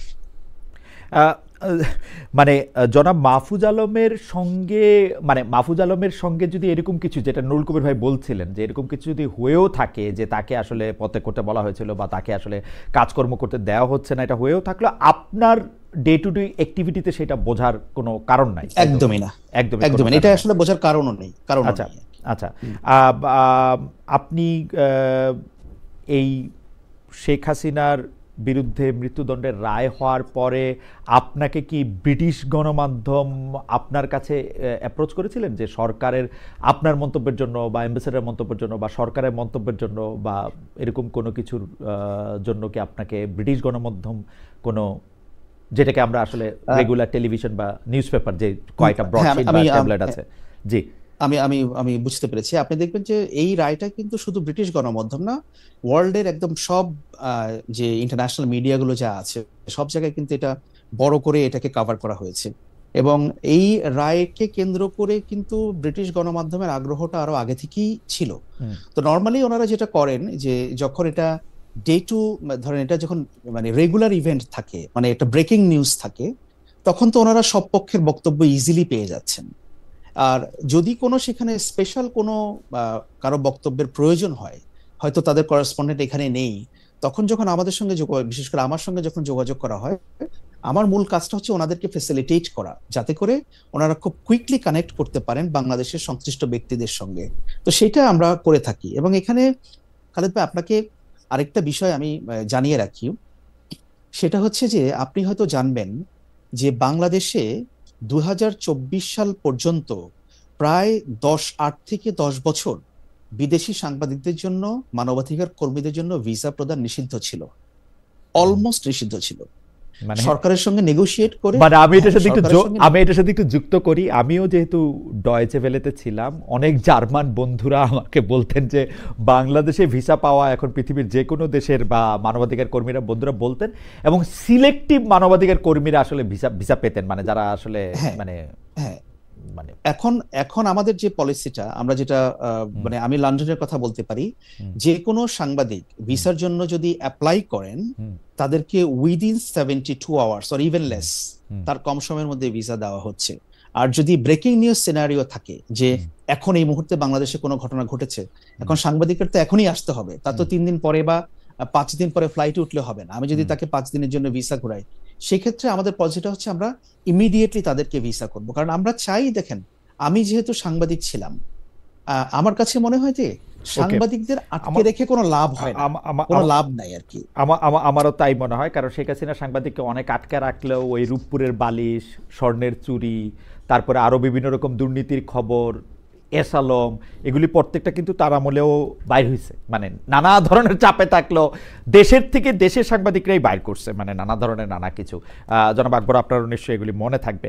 আচ্ছা, আমি একটু জনাব খালেদ সাইফুল্লাহ আপনার কাছে আসি। আমি দুঃখিত যে আমার প্রশ্নটার প্রেক্ষিত বড় হওয়ার কারণে মানে আপনার মানে আমি একটু গুচ্ছ প্রশ্ন করি, যেটার মধ্যে হচ্ছে একটা একটা করে যদি আপনি একটু জবাব দেন। গুচ্ছ প্রশ্ন নাম্বার 1 হচ্ছে, আহমদিয়া বিরোধী বড় সমাবেশ ঢাকায় এনসিপি সমর্থন করেছে কি করে নাই, এটা আপনি পুরোপুরি মানে উত্তরটা আপনি দিয়েছেন কিনা? মানে আমাদের থেকে কেউ যায়নি, আমাদের থেকে কেউ যায়নি। আপনাদের থেকে কেউ যায় নাই সেই সমাবেশে, কিন্তু আপনারা সেটাকে নিন্দাও জানান নাই, সমর্থনও করেন নাই, মানে এরকম একটা অবস্থান ছিল আপনাদের, তাই তো? আমাদের থেকে কেউ যায় নাই, আমরা তো সমর্থন করলে এখানে চলে যেতাম। সমর্থন করলে আপনারা যাইতেন। ডক্টর ইউনূস সরকার প্রাথমিক বিদ্যালয়ে যে সঙ্গীত শিক্ষক নিয়োগটা যে আবার বাতিল করছেন, এইটা নিয়ে এনসিপির কি অবস্থান? কোনটা সরি আবার বলে? সরকারি প্রাথমিক বিদ্যালয়ে বলা হয়েছিল যে ডক্টর ইউনূস সরকার একটা উদ্যোগ নিয়েছিলেন যে বাধ্যতামূলকভাবে বা মানে প্রাথমিক বিদ্যালয়গুলিতে সঙ্গীতের শিক্ষক নিয়োগ দেওয়া হবে। সেইটার ক্ষেত্রে জানি না। আচ্ছা, এটা নিয়ে আপনার জানা নাই। আচ্ছা, ওকে। বিদেশি প্রতিষ্ঠানকে বন্দর পরিচালনার দায়িত্ব নিয়ে বিএনপি বা অন্যান্য দলগুলি অনেক একটা এর বিরুদ্ধে একটা অবস্থান নিয়েছিল। আপনাদের অবস্থানটা তত পরিষ্কার না আর কি। আমার মনে হয় বিদেশি, আমরা কনস্টিটিউশনের ওই ক্ষেত্রে যখন অ্যামেন্ডমেন্ট হচ্ছিল তখন আমরা যে পজিশনটা রেকমেন্ড করছিলাম যে আমাদের বিদেশিদের সাথে যে কোনো চুক্তি পার্লামেন্টের মাধ্যমে পাস করা প্রয়োজন। Of course there could be some exception, যেখানে আপনার ন্যাশনাল সিকিউরিটি কনসার্ন থাকতে পারে বা বিষয় থাকতে পারে যেটা হয়তো পার্লামেন্টে আপনি খোলামেলা ভাবে আলোচনা করবেন না, বাট সেক্ষেত্রে কিন্তু পার্লামেন্টে একটা প্রতিনিধি দল থাকতে পারে ক্রস পার্টি থেকে, যেটার মাধ্যমে ওইটা ভেট হবে বা যাদের মাধ্যমে এটা যেতে পারে। আমাদের মানে এই প্রিন্সিপালটা আমি জাস্ট দিচ্ছি, প্রিন্সিপালটা আমাদের হচ্ছে, আমাদের এর আগে গত 16 বছর বা তার আগে আমরা এমন এক্সাম্পল দেখেছি যে দেশের স্বার্থের থেকে বিদেশের স্বার্থকে কিছু ক্ষেত্রে প্রাধান্য দেওয়া হয়েছে, কারণ তারা অন্য জায়গা থেকে হয়তো পলিটিক্যাল কিছু বেনিফিট পেতে পারে, এবং এই জিনিসগুলা কিন্তু আমাদের জন্য একটা বাস্তবিক একটা সমস্যা। এবং এর জন্য আমাদের যেটা প্রয়োজন, this is not a comment on the interim government, এটা একটা জেনারেল কমেন্ট যে আমাদের বিদেশের সাথে আমরা যে চুক্তিগুলা করছি দে মাস্ট রিফ্লেক্ট বাংলাদেশের ইন্টারেস্ট। এখন বাংলাদেশের ইন্টারেস্ট রিফ্লেক্ট করছে কিনা আমরা কিভাবে জানবো? প্রথমত এখানে যদি সেন্সিটিভিটির ইস্যু না থাকে তাইলে এটা সাথে সাথে হচ্ছে হলো মানে খোলামেলা ভাবে করা। যদি এখানে নেগোসিয়েশনের ট্যাকটিকের কারণে বা ন্যাশনাল সিকিউরিটির কারণে এটা সরাসরি খোলামেলা ভাবে আলোচনা করে নেওয়াটা সমস্যা হয় বা সম্ভব না হয়, কারণ মেবি আপনি মাল্টিপল পার্টির সাথে এখানে নেগোসিয়েট করছেন বা কোনোভাবে করছেন, সেক্ষেত্রে কিন্তু একটা মানে আপনার প্রভিশন থাকতে পারে বিদেশে বা অন্যগুলোর ক্ষেত্রে যেখানে হয় যে একটা নির্দিষ্ট সময় পরে আপনার এটাকে ওপেন করে দিতে হবে, কারণ আপনার ন্যাশনাল সিকিউরিটি তো সারা জীবনের জন্য থাকতে পারে, একটা নির্দিষ্ট সময় পর্যন্ত থাকতে রিজনেবল সময় পর এটা আপনার খোলামেলা করে দিতে হবে। এখন ইন্টারিম গভর্নমেন্ট যেটা করেছে এটা ন্যাশনাল ইন্টারেস্টটা সার্ভ করছে কিনা আমরা তখনই জানতে পারবো যখন আমরা এই চুক্তিটা দেখতে পারবো, চুক্তিটা হাতে পাবো, এটা অ্যানালাইজ করতে পারবো। তার আগে এটাতে জাজ করছি না আমরা, এটা it's important that there is clarity.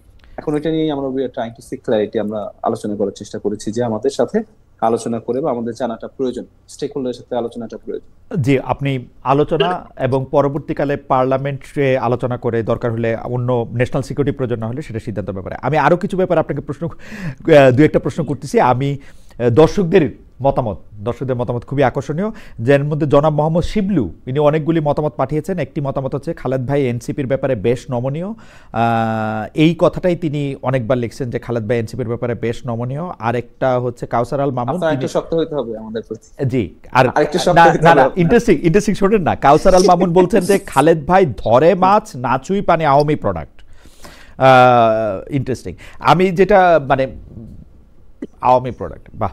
তারপরে হচ্ছে মানে জামায়াতে ইসলামী প্রসঙ্গে যেটি আমি জনাব আকবর হোসেনের কাছে জানতে চাচ্ছিলাম যে আসলে জনাব মাহফুজ আলম জামায়াতের বিপক্ষে একটা অবস্থান নেওয়ার ফলে তার রাজনৈতিক জীবনে, যে রাজনৈতিক জীবনের আসলে জন্মই এখনো হয় নাই, সেইটাতেও একটা মানে কি বলবো, মানে সেটাতেও একটা আধার নেমে আসছে বলে অনেকে বলতেছেন। আপনারা কি এরকম ফিল করেন? অনেকে যে বলতেছেন যে জনাব আসিফ, যারা মানে সহযোদ্ধা ছিলেন আপনাদের, যারা নেতৃত্ব দিয়েছেন আসলে প্রথম সারির 6 জন গুরুত্বপূর্ণ নেতার, মানে আমি বলবো 3-4 জন গুরুত্বপূর্ণ নেতারই একজন আসিফ, তিনি যে এনসিপিতে না আসে বিএনপির দিকে যাচ্ছেন, সেইটা আসলে আপনারা কিভাবে দেখেন? আপনি জনাব মাহফুজ এবং জনাব আসিফের অবস্থাটা যদি একটু বলতেন। এনসিপি নিয়ে আমার আরেকটু প্রশ্ন আছে। খালেদ ভাই, আমি আবারও বলছি, মানে আমার যে রোল সেখান থেকে এই বিষয়ে কমেন্ট করাটা খুব কঠিন ব্যাপার রাজনীতি নিয়ে, বাট স্টিল আপনি যেহেতু জানতে চাচ্ছেন। সরি আকবর, আমি ভুলে এই প্রশ্নটা আসলে আমি খালেদ সাইফুল্লাহকেই করতে চাইছিলাম। আপনার মন্তব্য আমি শুনবো, এটা আসলে জনাব খালেদ সাইফুল্লাহরই, এটা আমার ভুল, বয়স হয়েছে, ভুল হচ্ছে, ক্ষমা সুন্দর দৃষ্টিতে দেখবেন। আমি আসলে খালেদ সাইফুল্লাহকে একটু জানতে চাইছিলাম, এটা আসলে আপনার আমি আপনার কাছে আসছি। আপনি জি সরি একটু রিপিট করতে হবে। মাহফুজ আলম, আচ্ছা, মাহফুজ আলম জামায়াতের এগেইনস্টে কথা বলে তার যে রাজনৈতিক জীবনের জন্ম হয় না সেটা নিয়েই তিনি বিপদে ফেলে দিয়েছেন, যেটা আকবর হোসেনের কাছে আমি জানতে চাইছিলাম।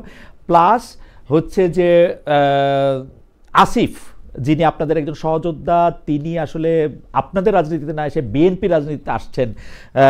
একইভাবে মীর মুগ্ধের ভাই মীর স্নিগ্ধের কথাও বলা যায়, যারা শহীদ বীর মুগ্ধের ভাই স্নিগ্ধের কথা আমি বলছি, মীর স্নিগ্ধ। তো আপনাদের এইটাকে আপনারা আসলে কীভাবে দেখেন যে এনসিপির রাজনীতি উনাদের যদি আকর্ষণ না করতে পারে তাহলে আমাদের ভবিষ্যৎ আমরা কোথায় দেখতে পাচ্ছি? এগুলো তো কোনোটাই তো মাহফুজ আলম নিজে বলে নাই বা আসিফ মাহমুদ নিজে বলে নাই। আরেকটা যে এক্সাম্পল বললেন ওইটা, হ্যাঁ ওটা সে আলোচনা করেছে। আমাদের ব্যাপারে আমাদের নীতিটা হচ্ছে একদম খুব কনসেন্ট্রেট করা, যে আমাদের অর্গানাইজেশনটা ডেভেলপ করা। কারণ আপনি দেখবেন আমাদের অর্গানাইজেশনটা তো শুরু হয়েছে ফেব্রুয়ারি 28 তারিখে। আমাদের জন্মের এই 1 বছরের মধ্যে আমাদের একটা ন্যাশনাল ইলেকশন ফেস করতে হবে। তো এই জায়গায় ন্যাশনাল ইলেকশন নিয়ে চিন্তা করা, সেটা নিয়ে কাজ করা, পার্টি গোছানো, কমিটি দেয়া সারা বাংলাদেশে, নিজেদের গঠনতন্ত্র তৈরি করা, ম্যানিফেস্টো তৈরি করা, পার্টি পলিসি ঠিক করা, মানে it's a really really busy atmosphere. এখানে বসে বসে যে বিভিন্ন গসিপ বিভিন্ন সময় তো আসে। ধরেন আপনি একটু আগে বললেন না, একবার বলে আমরা জামাতে চলে যাচ্ছি, একবার চলে যাচ্ছে আমরা, আসলে কি আসলে ঘটনা কি? আসলে ঘটনা কি? কারণ হচ্ছে যে কারণ আমাদের তো কিছু না, ধরেন যে কোনো কিছুই আপনাদের পার্টি থেকেই কিন্তু আসলে আপনাদের পার্টির গুরুত্বপূর্ণ লোকেরাই কিন্তু এটা আলোচনা করতেছেন। আমরা তো আর কোত্থেকে জানবো? মানে আপনারা বললে আমরা জানি আর কি। বলা ছাড়াও অনেক জায়গায় হয়। প্রথম আলোর এর আগে একটা নিউজ নিয়ে আমাদের পার্টি থেকে একটা স্টেটমেন্ট দিয়েছে। অনেক সময় এই নিউজগুলোর আবার রাজনীতি আছে।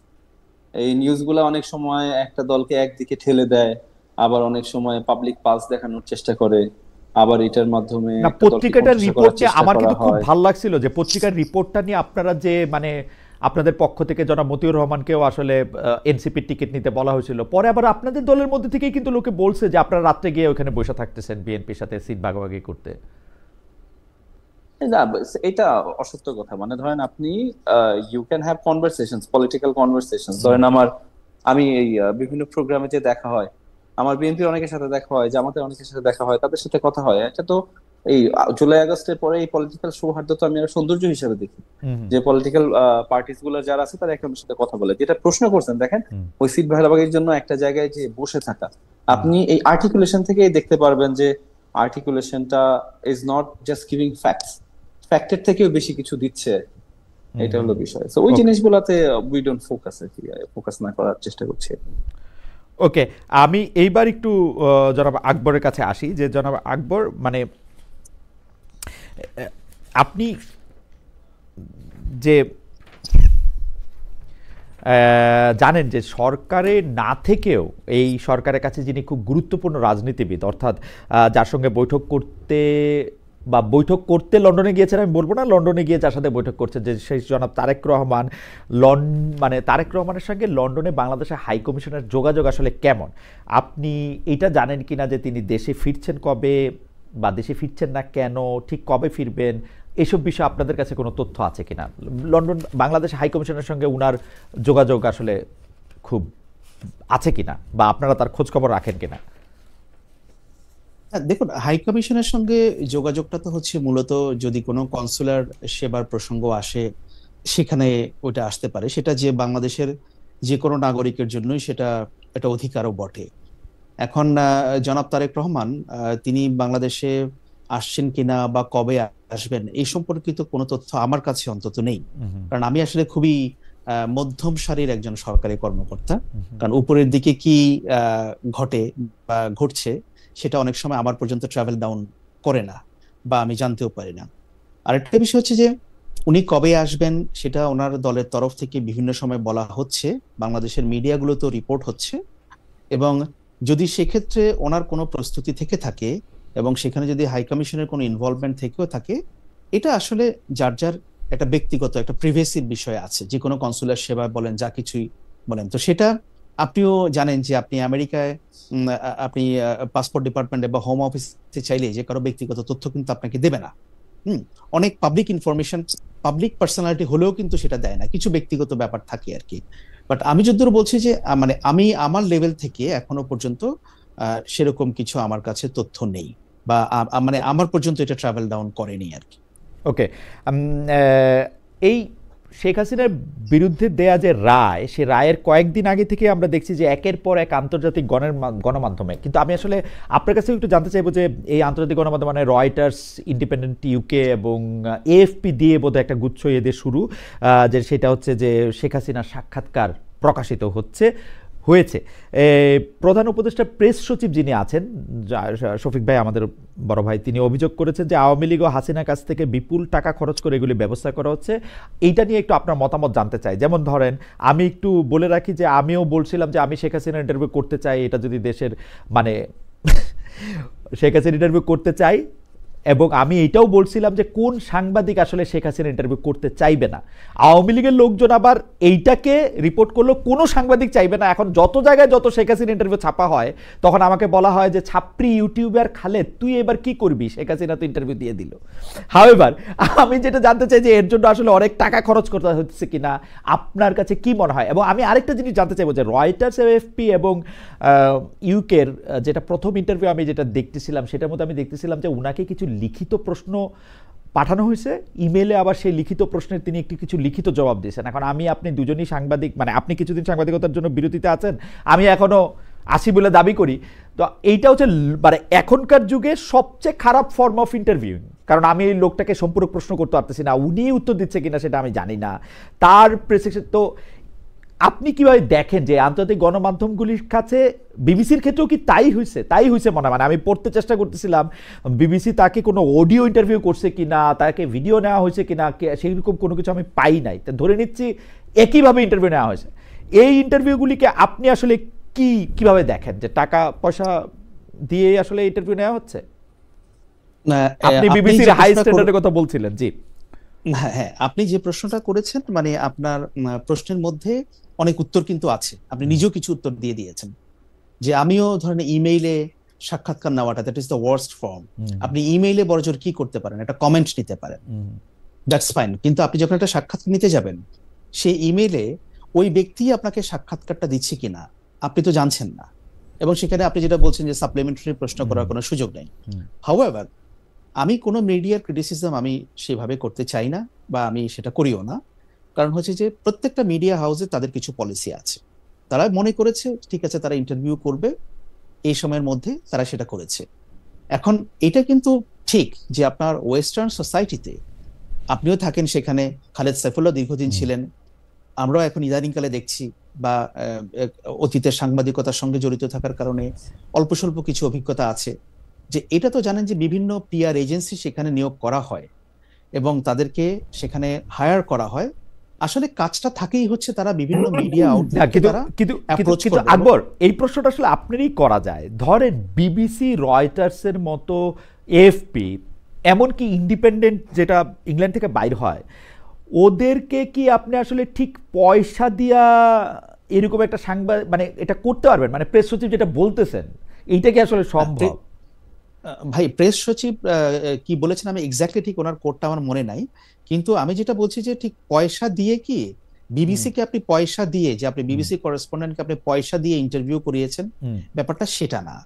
যারা নিজেদের প্রচার প্রচারণা চায় অনেক ক্ষেত্রে, বিশেষ করে যারা পলিটিক্যালি ব্যাকট্র্যাক থাকে বিভিন্ন সময়ে, এটা শুধু বাংলাদেশে না, পৃথিবীর অন্যান্য দেশে পিআর এজেন্সিগুলো কাজ করে তাদের সঙ্গে মিডিয়া হাউসগুলো একটু যোগাযোগ করিয়ে দিতে। এবং আপনি ব্রিটেনে যে সমস্ত পিআর এজেন্সি আছে, ইভেন আপনার আমেরিকাতেও যে সমস্ত পিআর এজেন্সি আছে, দেখবেন অধিকাংশ পিআর এজেন্সি কিন্তু পরিচালনা করেন তারা কিন্তু সাবেক সাংবাদিক। আপনি খেয়াল করবেন, এদের অনেকে হয়তো রয়টার্সে কাজ করেছে এক সময়, কেউ বিবিসিতে কাজ করেছে, কেউ সিএনএনে কাজ করেছে, 20 বছর 25 বছর কাজ করেছে, তারপরে তারা রিটায়ার করেছে, তারা পিআর এজেন্সি দিয়েছে, তারা কমিউনিকেশন ফার্ম দিয়েছে। না, সেটা আমাদের দেশেও এরকম উদাহরণ আছে যে সাংবাদিকদের থেকে, আমাদের দেশেও আছে। সো তাদের একটা অ্যাক্সেস থাকে, যে বিভিন্ন মিডিয়া হাউসগুলোতে তাদের একটা অ্যাক্সেস থাকে, এবং তারা যখন এগুলো দেয়, যারা ওই কাভারেজটা চায় তারা তাদের মাধ্যমে মিডিয়াগুলোর দ্বারস্থ হয়, এবং মিডিয়াগুলো সেক্ষেত্রে তারা হয়তো বিচার বিবেচনা করে, তাদের নিশ্চয়ই একটা এডিটোরিয়াল পলিসি আছে। এখন আপনি যে কথাটা বলেছিলেন সেটা নিয়ে আপনাকে নিয়ে যে বিতর্ক তৈরি হয়েছে, আপনি সেটা স্পোর্টিংলি নিয়েছেন, বাট যাই হোক, এখন শুনেন, মানে বিষয় হচ্ছে যে ভিন্ন মত বিভিন্নভাবে হতে পারে। আমি মনে করি সাংবাদিকতা কিন্তু কোনো সায়েন্স না, না যে আমি মানে গণিত না তো, না যে আমি 2 + 2 4 হবে। হ্যাঁ, সাংবাদিকতা হচ্ছে যে it's a very subjective matter. আপনি যেটা মনে করবেন যে আপনার কাছে রাইট, আমি আপনাকে সেটা নিয়ে 5টা প্রশ্ন তুলে দিতে পারি, ডাজন্ট ম্যাটার আমার কাছে। আপনি আমাকে নিয়ে 10টা প্রশ্ন তুলে দিতে পারেন, কিন্তু ব্যাপার হচ্ছে যে সার্টেন কিছু এথিক্স এন্ড স্ট্যান্ডার্ডের ব্যাপারটা আমরা ফলো করি। এবং ইন্টারন্যাশনাল মিডিয়াগুলো যেটা করছে তাদের ইন হাউস পলিসি কি আছে, যেমন আমাদের আকবর, এখানে আপনার জন্য আমার একটা প্রশ্ন আছে। সেইটা হচ্ছে যে আমি সাংবাদিকতার জায়গা থেকে বুঝি যে শেখ হাসিনার যদি মিডিয়াকে অ্যাড্রেস করতেই হয়, তাহলে উনি দিল্লিতে আছেন, ইন্ডিয়ান প্রেস ওনার ফেভারে আছে, ইন্ডিয়ান সরকার ওনার ফেভারে আছে, অ্যাপারেন্টলি উনার তো উচিত একটা প্রেস কনফারেন্স ডাকা, উনার তো উচিত হচ্ছে অ্যাটলিস্ট একটা ভিডিও কলে মানুষের সম্মুখীন হওয়া। উনি এই আড়ালটা কেন নিতেছেন? মানে উনি কেন একজন ফেভারেবল সাংবাদিককেও, মানে আমাদের কথা বাদ দেন, ধরেন আমি পুরা ইন্ডিয়ার সকল সাংবাদিকই তো হয়তো উনার ইন্টারভিউ নিতে চাইবেন, হয়তো বিবিসির অনেক বড় বড় সাংবাদিক যার সাথে তার পরিচয় আছে তা ইন্টারভিউ নিতে চাইবেন, উনি কেন তাদের সামনে আসতেছেন না? মানে কেন উনি সাংবাদিকদেরকে ডজ করতেছেন? মানে ইমেলের আড়ালে কেন থাকতেছেন উনি? আপনার কাছে কি মনে হয়? আপনি প্রথমে সেটার উত্তর দিয়েছেন, কারণ সাপ্লিমেন্টারি প্রশ্নর উত্তর দেওয়ার ক্ষমতা, শক্তি তার নেই। তাহলে এই ইন্টারভিউরে আমরা কেন গুরুত্ব দিব? মানে এই ইন্টারভিউ কেন আমাদের দিনের পর দিন পড়তে হবে? মানে মানে মানে এই ইন্টারভিউর মধ্যে আসে কি? মানে আমরা তো শেখ হাসিনা, মানে আমি কেন ইন্টারভিউ নিতে চাই তারা? আমি তো শেখ হাসিনাকে জিজ্ঞেস করতে চাই যে আপনি এই অর্ডার দিয়েছেন, আমি কানে শুনতেছি, এটা কেন দিয়েছেন?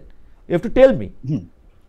আপনি বাংলাদেশের প্রধানমন্ত্রী বলে নিজের দাবি করছেন আরো 6 মাস বেশি পর্যন্ত, তো আপনি বাংলাদেশের প্রধানমন্ত্রী এখন কোথায় গিয়ে বুঝেছেন? এখানে হচ্ছে কি, এখানে জার্নালিজমের একটা ব্যাপার কি, যে আমরা যখন লোকাল মিডিয়ার কথা চিন্তা করি, আমার অডিয়েন্সের কথা যখন চিন্তা করি, যে আমার অডিয়েন্স হচ্ছে বাংলাদেশি অডিয়েন্স, তাহলে আমার প্রশ্ন করা, আমার ইনফরমেশন সেগুলো এক ধরনের হবে। আর আমার অডিয়েন্স যদি ইন্টারন্যাশনাল অডিয়েন্স হয়, ইংলিশ স্পিকিং লোকজন হয়, বাংলাদেশের বাইরে নন বাংলাদেশি যারা হয় তারা হয়, তখন কিন্তু আমার এডিটোরিয়াল এজেন্ডাটা একটু ডিফারেন্ট থাকে। সো ইন্টারন্যাশনাল মিডিয়াগুলোতে আপনি দেখবেন যে আমি দেখেছি অনেক সময় আমরা এমন অনেক নিউজ করতাম যেটা বাংলাদেশের মিডিয়া অনেকে হাসতো, অনেকে বলতো যে এটা আবার কি নিউজ, এটা কেন করছে না, কিন্তু সেটা ঠিকই আছে, কিন্তু সেটা ঠিকই আছে, কিন্তু আমি এটা খালেদ সাইফুল্লাহর কাছ থেকে একটু জানতে চাই যে খালেদ সাইফুল্লাহ কিছু বলতেছিলেন। আমার জাস্ট মানে ইটস কিছু মনে করবেন না, আমি জাস্ট প্রশ্নটা একটু করি, সেটা হচ্ছে যে বিবিসি এই ক্রেডিট নিচ্ছে যে উনি শেখ হাসিনাকে ইন্টারভিউ করতেছে, কিন্তু এটা কোন একটা ইন্টারভিউ হইলো? আপনি 5টা এই ক্রেডিটটা উনি নিতেছে, বিবিসি এটা কেন ব্যাখ্যা করতেছেন না যে ওয়াই তারা শেখ হাসিনাকে রিচ করতে পারতেছে না? এটা কারণটা কি? এটা তো নিশ্চয়ই কোনো কারণ থাকবে। কোনো ইনভেস্টিগেশন কেন হইতেছে না যে শেখ হাসিনাকে তারা রিচ না করতে পারে, শেখ হাসিনা বানিয়ে আমাদেরকে কেন শোনাচ্ছে? এর কারণটা কি? জি জনাব খালেদ সাইফুল্লাহ, এটা একটু বলবেন। না, এটা আকবর ভাই বলতেছিলাম, আমার জাস্ট একটা কি, ধরেন আপনি যেটা বলছিলেন না, যে ধরেন আপনি যদি ইন্টারভিউ নেন, you have certain tough questions in your mind, যে জিনিসগুলো আপনি হয়তোবা করবেন, রেগুলার কোয়েশ্চেন। হ্যাঁ, আচ্ছা, রেগুলার কোয়েশ্চেন, এগুলি ইভেন টাফও না, এগুলি তারা এগুলিরই জবাব দিতে হবে। আমি তো তার এই দিল্লির আবহাওয়া দিকে যাব না, দিল্লির আবহাওয়া দিকে যাব না। কিন্তু আপনি যখন বলছেন, মানুষের রিঅ্যাকশন দেখে আমার মনে হয়েছে যে পিপল মে হ্যাভ থট, ধরেন আপনার হাসিনার এর আগে প্রেস কনফারেন্স আপনি যেমন একটু সফট কোয়েশ্চেন দিবেন, ওইরকম কোয়েশ্চেন হয়তো বা দেবার এক্সপেক্ট। জনাব সাইফুল্লাহ, আমি একটু মনে করাই দেই, 2015 সালে আমার ওই কোশ্চেনের জন্য সারা 10 বছর বিবেচিত হয়েছে এটা হচ্ছে সবচেয়ে tough question to Sheikh Hasina, এবং 2015 সালে ওই কোশ্চেনের জন্য Sheikh Hasina rest of my stay in Bangladesh কোনোদিন আমাকে কোনো অনুষ্ঠানে কখনো কোনো দাওয়াত দেওয়া হয়নি। বাট আপনি তাহলে প্রশ্নের সময় তো বলতেছিলেন যে আসলে না, আপনি দেখতেছেন স্বাধীনতা, না আপনারা প্রশ্নটা কাটা দেখছেন, এটা হচ্ছে প্রবলেম। 3 দিন পরে ঢাকায়, আমি একটু ব্যাখ্যা করি তাহলে বুঝবেন, 3 দিন পরে, আকবরের হয়তো মনে থাকবে, 3 দিন পরে ঢাকায় মেয়র ইলেকশন ছিল, এবং আমরা খবর পাইতেছিলাম যে সেই মেয়র ইলেকশনটা আওয়ামী লীগ রিগ করবে। আমি শেখ হাসিনাকে জানতে চাইছিলাম যে আমরা কি ভবিষ্যতে মানে স্বাধীনভাবে রিপোর্ট করতে পারবো কিনা। শেখ হাসিনা আমার ইয়াটা বুঝতে পারেন নাই, উনি বলছেন যে কেন পারবেন না, এতদিন কি পারেন নাই? তাই আমি বলছি যে হ্যাঁ এতদিন পারছি, কিন্তু নিকট ভবিষ্যতে, অর্থাৎ 3 দিন পরের যে ভবিষ্যৎটা আসবে সেইখানে পারবো কিনা। দেন শি লস্ট ইট, এবং উনি আমাকে 40 মিনিট ধরে কিন্তু ওইখানে উনি আমাকে বক্সেন এবং উনি এরকম করে দেখাইছেন আপনি যে আমাকে পেঁচিয়ে পেঁচিয়ে ধরেন, সেটাও আমি অপছন্দ করি। And that was my last time যখন আমি ওইখানে ইন্টারভিউতে পাইছিলাম। এবং মজার ব্যাপার কি জানেন, আজকে আপনি যেটাকে সফট হিসাবে বলতেছেন, এইটাই হার্ডেস্ট কোশ্চেন হিসাবে গত 10 বছর আমার প্রশংসা করে ব্যবহার করা হয়েছে। আচ্ছা, আমি এটাকে গত 10 বছর হিসাবে how I understood public reaction is, for example, ধরেন মাদুরোকে করবে, জেরেমি প্যাক্সম্যান মাদুরোকে ইন্টারভিউ করবে বললো, মানুষ ওইটাতে খুশি হবে, শুনতে চাবে আসলে ইন্টারভিউতে আসলে কি প্রশ্ন করে, কি বলে। মানুষের এই ধারণাটা আছে মেবি যে হয়তোবা প্রশ্নটা অনেক কঠিন হবে না, মেবি শেখ হাসিনার আসলটা ওইখান থেকে। না, জনাব খালেদ সাইফুল্লাহ, আপনার আর্গুমেন্ট আমি বুঝতে পারছি। আমার জন্য এই আর্গুমেন্টটা কেন কষ্টকর, আমি কষ্টের জায়গাটা আমি বলি। 2023 সালে আমি ছাত্রলীগের সভাপতি সাদ্দাম হোসেনকে ইন্টারভিউ করছিলাম। আমি জাস্ট তার 3-4টা যেটাকে আমি সরল প্রশ্ন মনে করি সেই সরল প্রশ্ন করছিলাম। আমাকে 1 মাস ধরে, আজকে আপনারা যেভাবে আমাকে গালাগালি করেন, ছাত্রলীগ আমাকে সেরকম 1 মাস ধরে গালাগালি করছে, কারণ আমি 3টা প্রশ্ন ক্যান করছি। কিছুদিন আগেও আমি জাস্ট বোঝার জন্য কিছুদিন আগেও আলী রিয়াজ ভাইকে যখন আপনি ইন্টারভিউতে বলছিলেন, তখনও কিন্তু ওনার কাছে বলছেন যে ওই 16-17 বছর সাংবাদিকরা তো মোটামুটি স্বাধীনভাবে প্রশ্ন মানে বলতে পারছে। না, এই যে আবারও আপনি মিস কোট করছেন, আমি শেষ করি। আমি বলি আপনাকে। তারপরে আলী রিয়াজ ভাই বলছিল যে না খালেদ, আমি কিছু বই আছে যে বইগুলা আমি বাংলাদেশ থেকে পাবলিশ করতে পারতাম না, আমি বিদেশ থেকে পাবলিশ করছি, এবং পত্রিকাগুলাতে যে জিনিসগুলা এডিটোরিয়াল হিসাবে পাবলিশ হয় কিছু জিনিস তারা এখানে পাবলিশ করতো না। আমি বলছি মানুষের পারসেপশন কোন জায়গা থেকে আসতে পারে এই বিষয়ে। না, জনাব সাইফুল্লাহ, আমি আপনাকে পরিষ্কার করি, আলী রিয়াজ আমার সরাসরি শিক্ষক। আমি জনাব আলী রিয়াজকে বলছি যে আপনি কি মনে করেন আমাদের মিডিয়ার স্বাধীনতা কেমন হওয়া উচিত? এই মিডিয়ার স্বাধীনতাকে এমন হওয়া উচিত যেখানে জনাব মতিউর রহমান চৌধুরী বলতেছেন যে আমরা তো কোনো উপদেষ্টার বিরুদ্ধে কোনো কিছু বলতে পারি না। তো উনি বলছে যে এই যে আপনাকে এই প্রশ্ন আমাকে আপনি করতে পারলেন, এরকম একটা সময় তো গত 15 বছরে ছিল না। আমি বলছি স্যার এটা কি ঠিক বললেন? গত 15 বছরেও তো আমরা শেখ হাসিনার বিরুদ্ধে ইতস্তত বিক্ষিপ্ত রিপোর্ট দেখছি, কিন্তু স্যার আমরা কিন্তু দেখছি রূপপুরের বালিশ নেওয়া কথা, আমরা কিন্তু দেখছি সোনার চোরাচালানির কথা, আমরা যত কিছু শেখ হাসিনার এগেস্টে জানি সেটা কিন্তু মিডিয়ার এগেস্টেই জানি। উনি আমাকে কি বললেন জানেন? উনি আমাকে বললেন আপনার কথা কিন্তু ফেসিবাদের পক্ষে চলে যাচ্ছে। আমি দেখছি, আমি ওইটা ইন্টারভিউতে দেখছি। এখন আপনি আবার এটা আমাকে কোট করতেছেন। প্রবলেম হচ্ছে ওটুক জায়গা কাইটে আমাকে শিখানো হয়েছে সাংবাদিকতা, সেটা উনি বলতেছেন। প্রফেসর আলী রিয়াজ আমার শিক্ষক বটে, কিন্তু সাংবাদিকতা উনার চেয়ে আমি বেশি দিন করছি। আমি কিন্তু জানি যে কোনটা কোন রেজিম। আমি বাংলাদেশ থেকে যখন তৃতীয়বার শেখ হাসিনা ক্ষমতায় আসছে, আমি বাংলাদেশ থেকে কিন্তু চলে আসছি, কারণ আমি জানি যে ওই দেশে আমি সাংবাদিকতা করতে পারবো না, মানে আমার মনের মতো আমি সাংবাদিকতা করতে পারবো না। That was me. এখন আমারে যদি আপনি মানে আই ডোন্ট নো, মানে ঘটনা হচ্ছে কি পাবলিক পারসেপশন বলে কোনো কিছু নাই, কিছু পারসেপশন আপনারা উৎপাদন করেন। যেমন আমি বলি, আমি বললাম সাবেক প্রধানমন্ত্রী শেখ হাসিনা ইন্টারভিউ আমি নিতে চাই, সঙ্গে সঙ্গে তাকে সাবেক প্রধানমন্ত্রী কেন বললাম, খুনি কেন বললাম না? আপনাদের নেতা নেত্রীরা সাবেক প্রধানমন্ত্রী ক্রস, খুনি রাইট এটা দিয়ে দিলেন। ভাই আমি এখন সাংবাদিক, আমি এখন তারে খুনি কমু না কি কমু, এটা আপনি ঠিক করে দিবেন। বাট আচ্ছা, ওইখানেও ধরেন আপনার একটা কথা, আমি কিন্তু আই এম জাস্ট গিভিং কোন জায়গা থেকে পারসেপশন মে কাম। ধরেন ওই জায়গা থেকে আপনি বলতেছিলেন যে বিচার হওয়ার আগে তো আমি আপনাকে তাকে খুনি বলতে পারবো না, বাট অহরহ এক্সাম্পল আছে যে জায়গায় আজকে ইন্টারভিউতে আপনি অনেকগুলা জায়গায় যেগুলা বিচার হয় নাই, ট্রান্সপারেন্ট ফ্যাক্টস নাই, ট্রান্সপারেন্ট রিপোর্টিং নাই, রিপোর্টিং এর যে কোয়ালিটি সেটা নিয়ে সিরিয়াস প্রশ্ন আছে, বাট সেই জায়গাও কিন্তু আপনি সর্ট অফ ফ্যাক্টস আকারে বলতেছেন যে আপনাদের মধ্যেও তো আপনাদের কলিগরা এটা করে সেটা করে ওইরকম করে। বাট ওই জায়গায় আপনার একটা স্টেটমেন্ট ছিল যে হাসিনাকে তো আমি খুনি বলতে পারবো না, কারণ কোর্ট কি তাকে না না না আবারও মিস করতেছেন জনাব খালেদ সাইফুল্লাহ। আমি বলি, আমি আপনাকে ঠিক করি, আমি কিন্তু একটা ক্লাসরুম সিচুয়েশনে কথা বলতেছিলাম, that was not a public event. সেইটার মধ্যে আমি বলছি যে আমি শেখ হাসিনাকে খুনি বলি নাই তো কি হয়েছে, আমি এখন বললাম খুনি। আমাকে কি আপনার দেওয়া প্রেসক্রিপশনে কি কি বিশেষণ ওনার বিরুদ্ধে আমি ব্যবহার করব না করবো সেটা আমি ঠিক করে নিব? আমি অলওয়েজ তার সাথে আমি 3টা খুনি দেয়া, আমি কিন্তু এটা বলছি বিচার হওয়ার আগে আমি তারে খুনি বলতেও পারি নাও বলতে পারি। And that was A classroom situation. এবং সেই ক্লাসরুম সিচুয়েশনের মধ্যে আমি একজন সেখানের মধ্যে বক্তৃতা দিতে যাচ্ছি, সেখানের মধ্যে আপনাদেরও বহু লোক ছিল যারা বৈষম্য বিরোধী ছাত্র আন্দোলন করছে, যারা এটা করছে।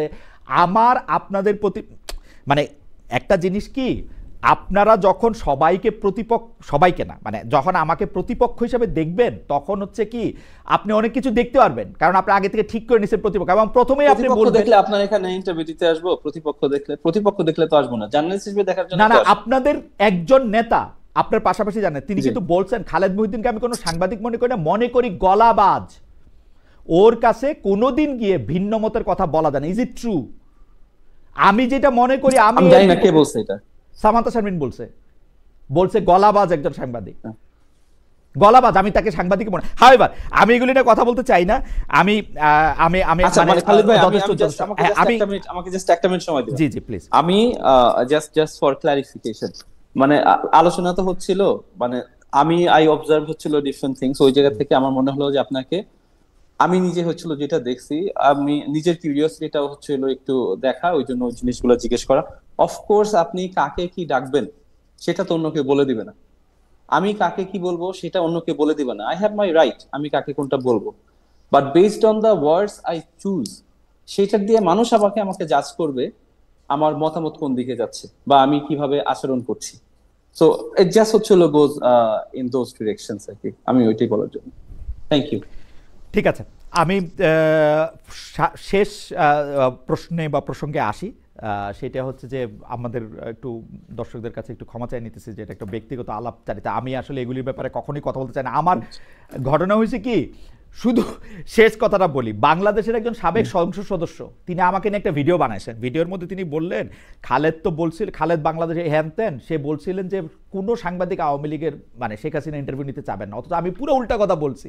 আমি বলছি কোন সাংবাদিক নিতে চাবেন না, তো উনি ওইটাকে আবার এটা ব্যাখ্যা করে এটা বানাইছেন যে কোনো সাংবাদিক নিতে চাবেন না, এইটা বইলা উনি বলছেন যে এখন কি হবে আমার, এখন মানে উনি তো অনেক জায়গায় ইন্টারভিউ দিতেছেন। হাওয়েভার আমি পরবর্তী প্রসঙ্গে আসি, শেষ প্রসঙ্গ সেটা হচ্ছে যে গণভোট।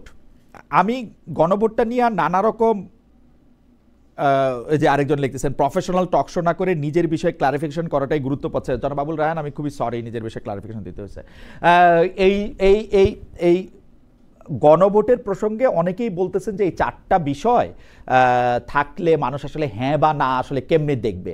আমাদের তো এরকম গণমাধ্যম মানে গণভোট কখনো হয় নাই।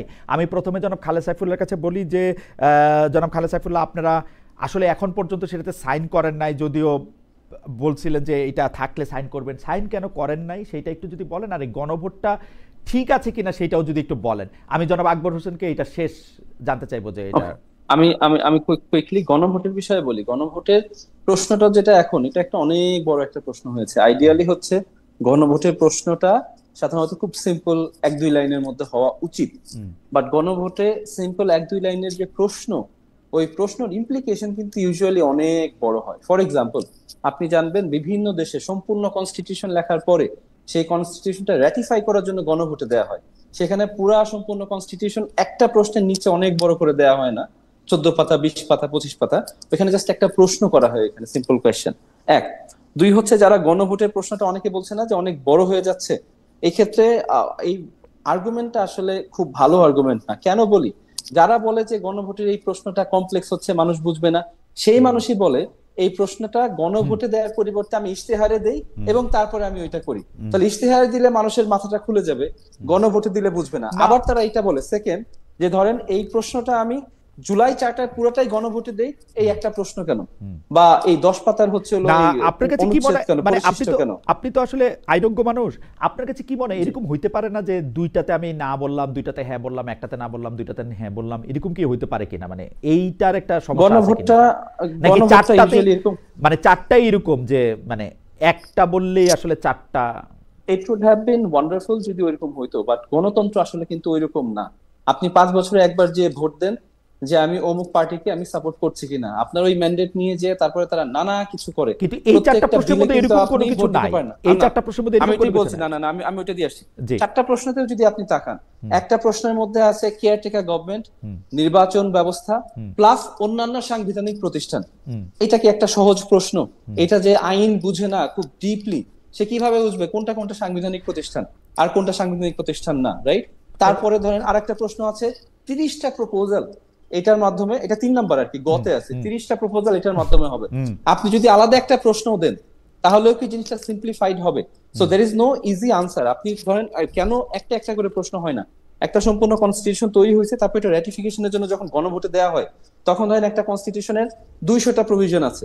মানুষকে যদি দেয় যে আপনি এই 200টার মধ্যে কোনটা কোনটা আপনি হ্যাঁ বলেন, কোনটা কোনটা না বলেন, গণভোটের রেজাল্ট আসার পরে একটা দেশ কিভাবে কনস্টিটিউশনটা তৈরি করবে? ধরেন এখানে 5টা আসলো যে তারা গ্রহণ করছে না, আর বাকি হচ্ছে 195টা গ্রহণ করে, ওই 5টার জন্য কি আবার কনস্টিটিউশন লেখা শুরু করবে? কিভাবে লিখবে? মানুষের ফিডব্যাকটা তো আমি স্ট্রাকচার না। সেইটাই বলতেছি। আমি কি বোঝাতে পেরেছি? এইটাকে একটা প্যাকেজ ডিল হইতে পারে যে 4টার উত্তর আমি হ্যাঁ মনে করব বা না মনে করব। আমি কিন্তু আপনাদের জিজ্ঞেস করব এক্স্যাক্টলি যে আমি গণভোটে ভোট দিলে কিসে ভোট দিব, হাতে দিব না হাতে দিব? এটা আপনি খুবই ভালো প্রশ্ন করছেন, এটা আমি পুরাটাই বলি। এটা ইউজুয়ালি প্রশ্নটা প্যাকেজ প্রশ্ন আকারে দেয়া হয়, এবং মানুষের তখন করা হয় যে আপনি একটা অ্যাজ আ প্যাকেজ ওভারঅল আপনি এটার সাথে এগ্রিমেন্ট করেন কি করেন না। আপনারা দুজনেই, আমরা ইউকে হচ্ছিল বিবিসির আলোচনা করছিলাম, ওইখানে একটা এক্সাম্পল বলি। ফর এক্সাম্পল, খুবই একটা নামকরা গণভোট এখানে যেটা হয়েছিল যে ইউকে কি ইউরোপিয়ান ইউনিয়নের মধ্যে থাকবে না চলে যাবে। একজন মানুষ ইউরোপিয়ান ইউনিয়নে থাকার নানা জিনিস পছন্দ করতে পারে, নানা জিনিস অপছন্দ করতে পারে। একটা নির্দিষ্ট পন্থায় হলে তারা হয়তো বা ইউরোপিয়ান ইউনিয়ন থেকে বের হইতে চায়, ওই পন্থায় না হলে তারা বের হতে চায় না। এরকম অনেক চিন্তা মানুষের মধ্যে থাকতে পারে না? গণভোটে কিন্তু ওই সবগুলো অপশন নাই। You just vote it once.